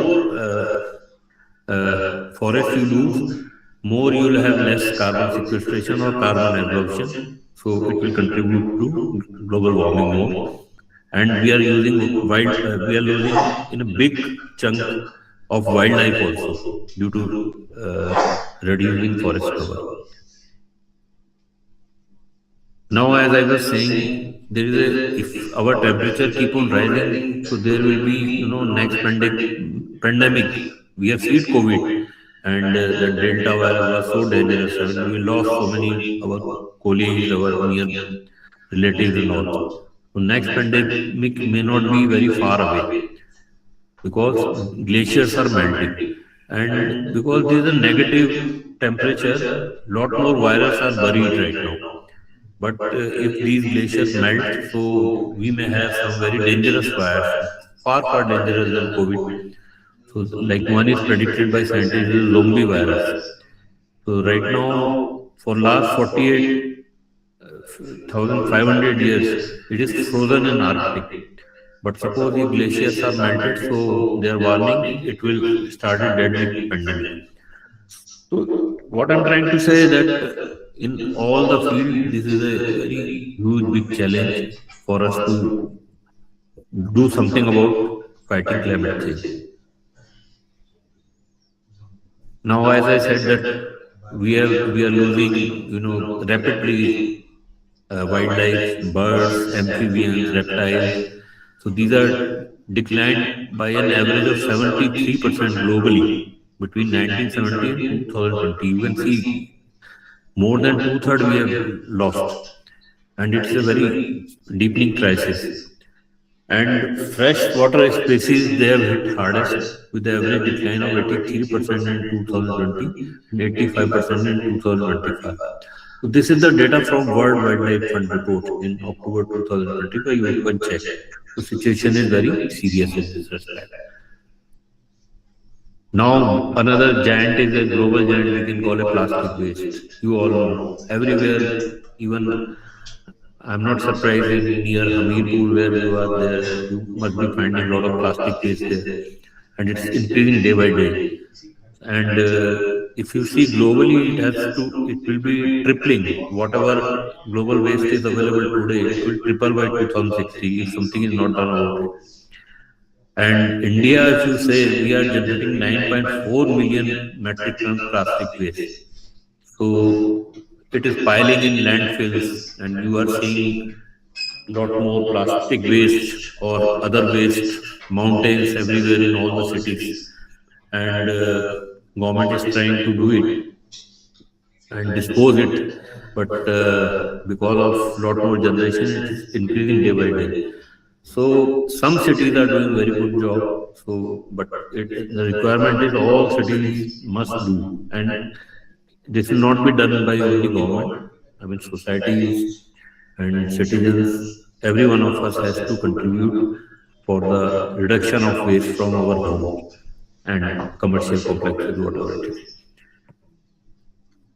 So, India is among the country who is facing the highest threat of sea level rise.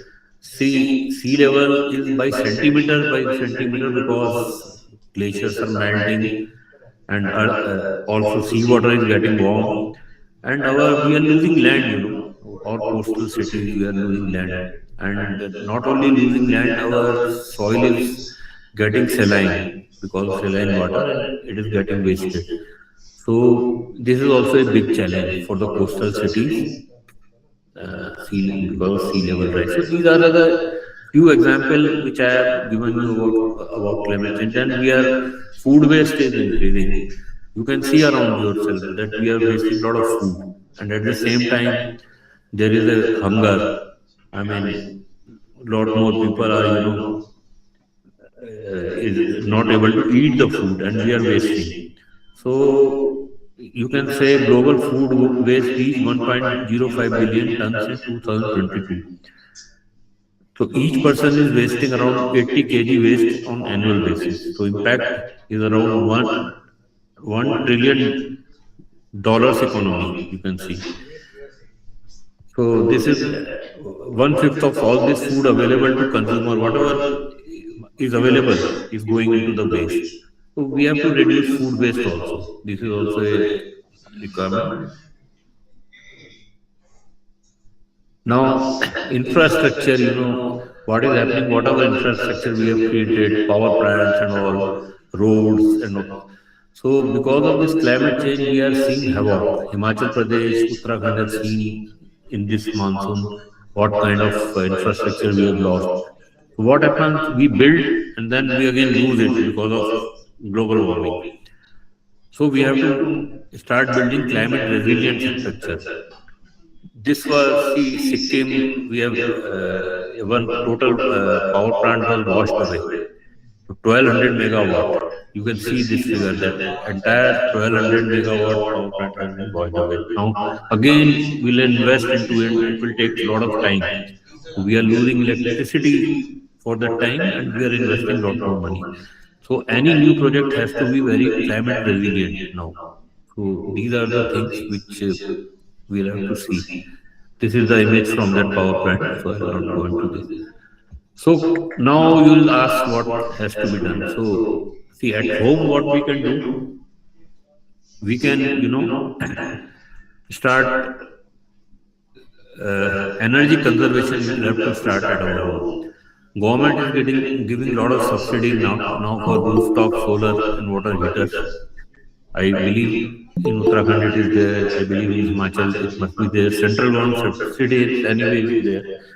So Let us install rooftop solar plants and water heater geysers on our rooftop so that we can use renewable solar energy whenever, I mean, bright sun is there. This will reduce dependence on, fossil fuels, coal, gas, and uh, uh, oil. So, which will reduce emissions of greenhouse gases. So, this is the need. Every one of us should start doing this, and government is also doing very good in renewable energy, solar especially, and we are meeting our targets in this. Also, we have replaced the old bulb with the new LED bulb, and street lighting is also on LED bulb. So we have saving some energy there also. Then what happen? We keep on, keep our lights open, geysers open. So smart thermostat has to be applied so that this will optimize our heating and cooling. Energy will be saved. Then at the same time, we'll have to go for energy efficient appliances. Like if you're buying a refrigerator, go for 5-star rating. If you're buying a AC, go for 5-star rating. So all very energy efficient appliances. You may like to pay a bit more money, but go for energy efficient appliances. Public transport is a this thing now. What has happened that everybody wants to move, on his own vehicles. So let us pool and use public transport whenever possible, whenever it is available. And government should also create a very efficient network so that people has a mobility access to entire region wherever they want to go. So if you've seen daily that metro has done tremendous job to reduce the other transport. So then e-buses must be inducted. So this public transport system has to be strengthened so that people use less and less their vehicles. And then we should have a very good transportation system in which cycling track or walkable things are there, and we'll have to design the poor cities in such a manner that things are available very easily and people move less and less on their own vehicles. So this kind of public transport has to come. Carpooling is also a good thing when somebody is going to offices far away. So by turn basis we can start pooling this thing. So walking and biking is always good for health. So avoid going on, for vehicle driven by fossil fuel. So these are the few things, sustainable transport choices which we start. Then waste reduction activity. This is a very important topic. In this, we need less government support. We should start doing ourselves. First thing, we have to segregate the waste which we are bringing in our home in a, I mean, not only in dry and wet waste, in 4 and 5 type of waste we should segregate. In which plastic is one. Plastic has to be separated. It should not be pushed into dustbin. And the green waste which is coming from our kitchen or food waste, that has to be turned into the compost, which we can again use it for our flowers and vegetable growing.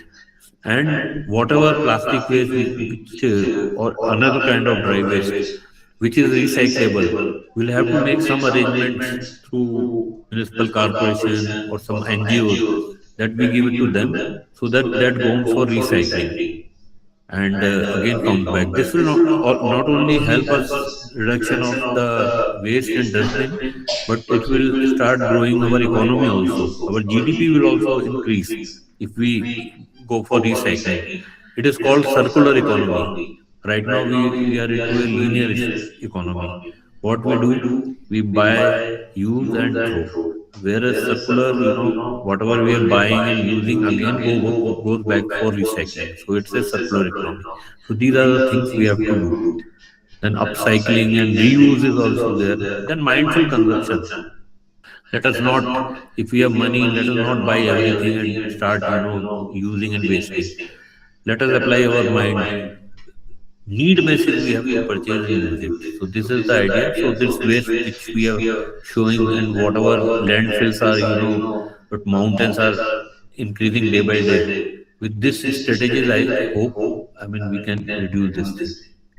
Then sustainable food choice also. And sir, how much time I have? If somebody, hello, sir, do I have some more time? Thank Hello. Sir, 5 more minutes, please. no. Okay, I'll take 5-10 minutes more. No Sure, problem. sir. Go ahead, please. So now eco-friendly products we'll have to use. Biodegradable products. See, what we are buying are generally those are not biodegradable. They they keep I mean we keep buying, and these non-biodegradable products they keep lying in soil or rivers, and for maybe 1,000 years or 500 years they are there. If you watch a movie on Netflix of Plastic Ocean, I propose that all of you must watch that movie. You will find how our sea is contaminated with all this plastic waste. How much plastic waste we are throwing into the sea, and it's coming through rivers also. You will not believe, and it's so dangerous. And our all species in sea they are dying because of these plastic waste. You must see that movie. I'll propose. So biodegradable products we'll have to buy so that it doesn't degrade our sea, ocean, air, soil, and all. So this will reduce pollution also, and a very healthier ecosystem will be built for our future generation. Then we'll have to go for sustainable brands. Right now we are buying everything, which is cheap or something, but try to see which brand is sustainable, because there are a lot of brands have come which are prioritizing sustainability. So let us buy those products only, those brands also, and do something, do it yourself cleaning solution. Like we are buying a lot of chemicals, for cleaning or different uses. Can we make those do it yourself type cleaning solution on our home? For example, whatever citrus fruits you are eating, oranges and all those things, if you watch YouTube, you will find that you can make cleaning solutions from these, and these are very eco-friendly, not dangerous to your health, and they smell very good. So just go and on YouTube and check how you can make from oranges peel or mosme or other kind of thing. How can you make all these things? These are the eco-friendly products. Then community development. See, if you are learned some good practices, eco-friendly practices, don't keep it to yourself. Share among your friends, relatives, or other communities in your wherever you live, and discuss with them how you can make it your society very clean and waste management point of view best. I mean colony, and it's very easy. Only thing, like-minded people when they join, they can bring changes. So l- don't hesitate to clean up your areas. Even if you clean, I mean don't say that our land is not clean, our colony is not clean, our city is not clean. At least keep your surroundings very clean. Only pick plastic, and don't I mean some other kind of waste also you can pick up which is not hazardous, but only pick up plastic and try to recycle. So you will find your area will become very clean. And don't burn waste, because when we burn waste, our AQI level gets deteriorated. So these are the few things which can do for community environment. And you can join local NGOs for advocating sustainable practices, and policy changes also you can bring upon, you can suggest. So idea is awareness is very important. So if we know something, we can just pass on to our colleagues or we can learn from them. So sharing knowledge is very important, and this is the need of the hour today. So I can show you this one live photograph of, I mean, video of landfill, how it is happening. So you can see. I mean, JCBs are working on these, and this is a very hazardous environment. Now you can see that most of the time this waste is burning and is spoiling the atmosphere and AQI. So this need not be burned. If it is segregated, then you can, recycle or make compost. Then most of the, rivers we are throwing like this and it is ending up, nobody is cleaning it. It's very difficult to clean once we throw. So this waste, if you can see, whenever you are going on a trip, you will find some people are throwing the disposal like this. So this is not correct because ultimately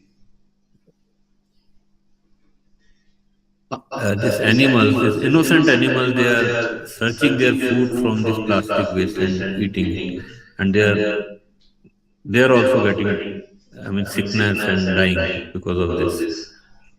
Now this cows you can see because they don't have hands. When we wrap our waste into polythene or something and throw, so they try to swallow entire thing.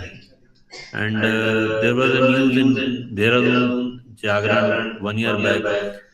Very healthy cows, they have swallowed all this polythene, and suddenly they died one day. So when autopsy was done, so 40 kg of plastic waste was found stuck up in their intestine, and broken glasses and syringes. So because of, I'm not saying somebody has deliberately done it, but by chance, because we are not following these good practices, these innocent animals are dying, and we are taking their milk, and you can imagine this ultimately going into our blood. So this is the time we'll have to, so you can see this squirrel. So these are the few slide I have shown you. So idea is to, if we just talk about waste management, we'll have to change mindset and behavior of waste entire. See, waste is resource. It's not a, you know, waste कूड़ा, ये कूड़ा नहीं है, ये resource है, इससे हम पैसे जनरेट कर सकते हैं। आने वाला जो कैरियर है आप लोगों का, वेस्ट मैनेजमेंट में बिलियन डॉलर्स इंडस्ट्री बनने वाली है, तो आप लोग इसमें कंट्रीब्यूट कर सकते हैं। उसके लिए आपको वेस्ट को समझना पड़ेगा। तो this waste is resource, so mix waste has to be discourage. Don't mix your waste. Keep it, segregated, and try to use it or recycle or bring less. That is the 3R policy: reduce, reuse, recycle. Circular economy, I have already told you that linear economy, use, throw, buy, use and throw. This has to be totally stopped. Circular economy has to be. EPR is one very good method which government has introduced, extended producer responsibility, in which the big companies, they will buy their own whatever packaging and everything, they will take it back. But it is difficult, but it started happening. Then some ground level solutions such as eco bricks and waste to art and all those things we can start planning. Eco bricks is a very simple, we are promoting in Uttarakhand. You take 1 liter bottle and whatever soft plastic you can insert and compact it, and then you can make some structures out of it. So this is a very good example of containing. You can see these eco bricks. Lot more people, old children, school kids, ladies, they are making it, and then we are making such kind of structure. These are available in Dehradun like this. So this is very easy thing. You can do it at your home, start making it, and then you can discuss with us. We can tell you the solution how to make some structures out of it. So compost, like you can see, you can take घड़े होते हैं आपके घर में या कुछ plastic के paint बचे हुए, उसमें आप ये कंपोस्ट बना सकते हैं। तो पाइप है, जो पाइप गाड़ दीजिए जमीन में, उसमें अपना किचन वेस्ट डालते रहिए। 3 महीने बाद आपको एक बढ़िया खाद उसमें मिल जाएगी। थोड़ा बहुत उसमें कुछ ऐड कर सकते हैं आप उसमें। तो ये इस तरीके से आप ये करें। पत्तियों को जलाइए मत, उनके लिए भी कुछ ये बनाइए रिलीज कंपोस्ट की। सो my last slide is recommendation on sustainability. Manage waste at home, 3R policy, YOLO. plant trees and monitor their survival. Keep it up to 80%. If you planting 10 trees, at least 8 should be survive. Right now, only one or two survive. Then water has to be conserved. And don't waste water. I mean, try to use whatever innovative way you can use. So gradually move towards minimalistic approach. Whatever our needs, see, needs will have to be fulfilled. Sir, please conclude. Okay. So need versus want, and then conserve energy and save food, and also raise voice for conserving forest and wildlife. So this was my small presentation for you. Please give me feedback at ashishgargadian@gmail.com, and this is my number. Thank you so much for your patient listening. Thank you, sir. Sir, thank you very much for sharing insights on sustainability in everyday life. We really appreciate learning about Eco Group, Dehradun efforts towards environmental conservation. Sir, your talk has inspired us to adopt eco-friendly practices. On behalf, on the behalf of Government College Bhuranj, finally, I really thank you, sir, for joining us. Thank you. Thank you. Thank you, sir. Thank you, sir.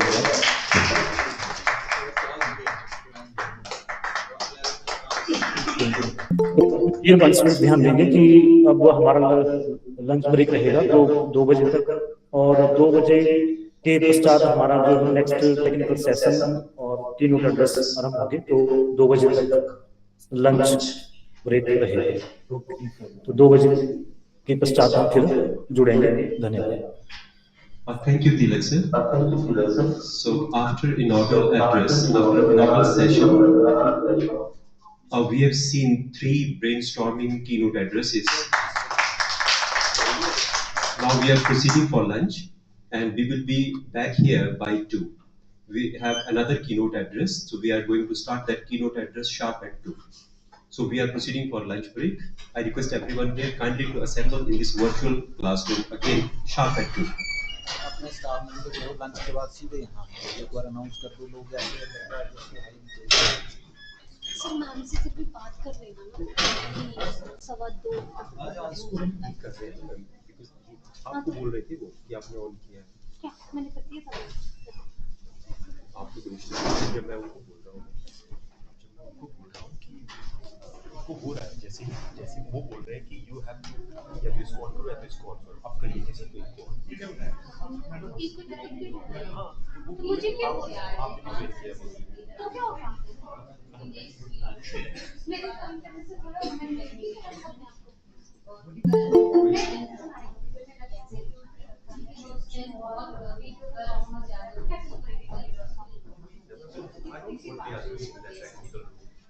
and they were saying that you were not supposed to use that word as like I was not told that you have to use this mic or not use that mic. Coordinate करना होगा.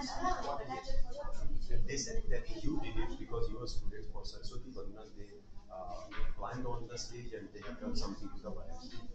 हमने क्या I mean, they are of the view that students of Saraswati Vandana, when they climbed on the stage, they did something. They touched the wires and all wires are. बताना भी होता था तो schedule बताना चाहिए कि बच्चे आगे गाने तो पहले जंक्शन ये थोड़े कोई आने किसी को क्या पता चला टेक्निक सर वही तो वही बोलेंगे सर. मैंने पिछली बार कंप्लेन किया ना हमारे जो हमारी चीफ गेस्ट आई थी ना वैलेडिक्टोमी में शी सेड मी कि पता तुमने मेरा लेक्चर मेरे से भी अच्छा कर दिया.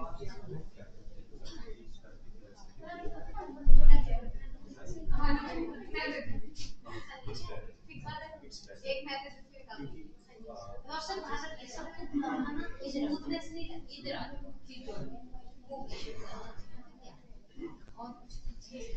इतना अच्छा से बोला ना सर कुछ टॉपिक सिखा के बोलना और मजा आया.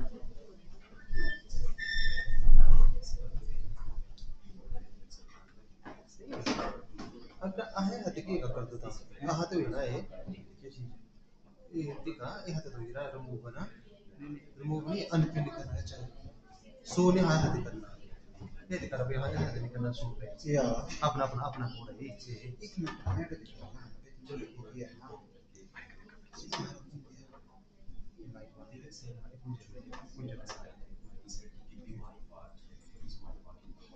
हाँ देखो इसी वीडियो है करनी है हम बंद ना ये तो वीडियो ही बंद है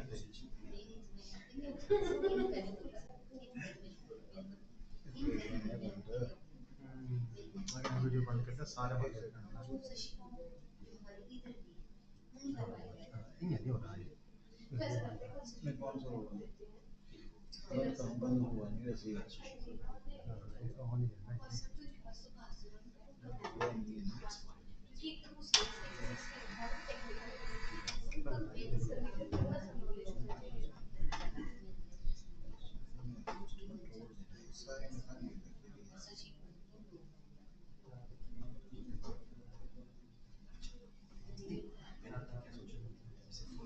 ये तो सिर्फ आहे नहीं देख के पाए बाकी सब दिखाई हो चल रहा है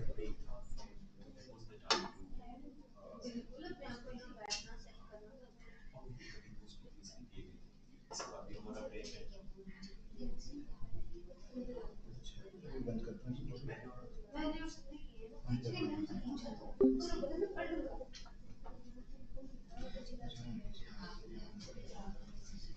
कुछ सिंपल जे ऑन करवा के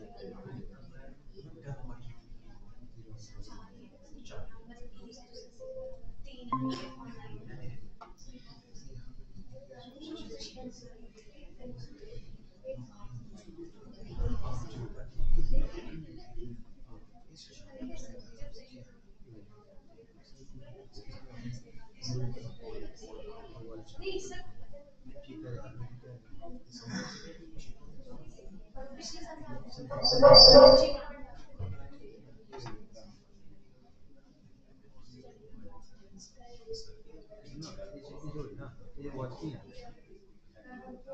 कोई पता नहीं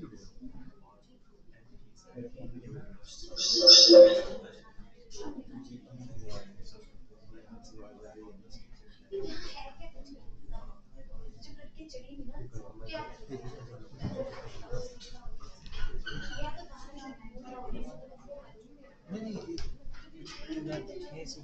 किसी स्पीकर का रखा लगा दे स्पीकर सिस्टम इसे स्पीकर बंद करने के माइक बंद बात ठीक है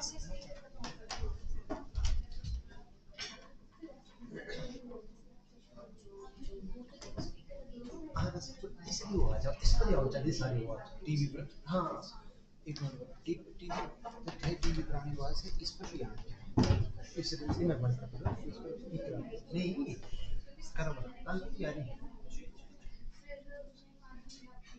सब में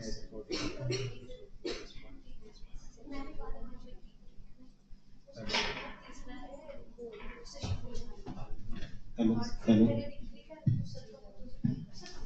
उठी उठी ना वो बना के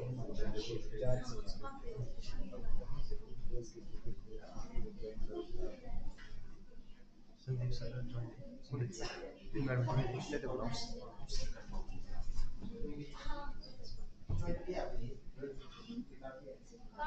संदीप बोल वॉइस बोल रहा है बाबू जॉइन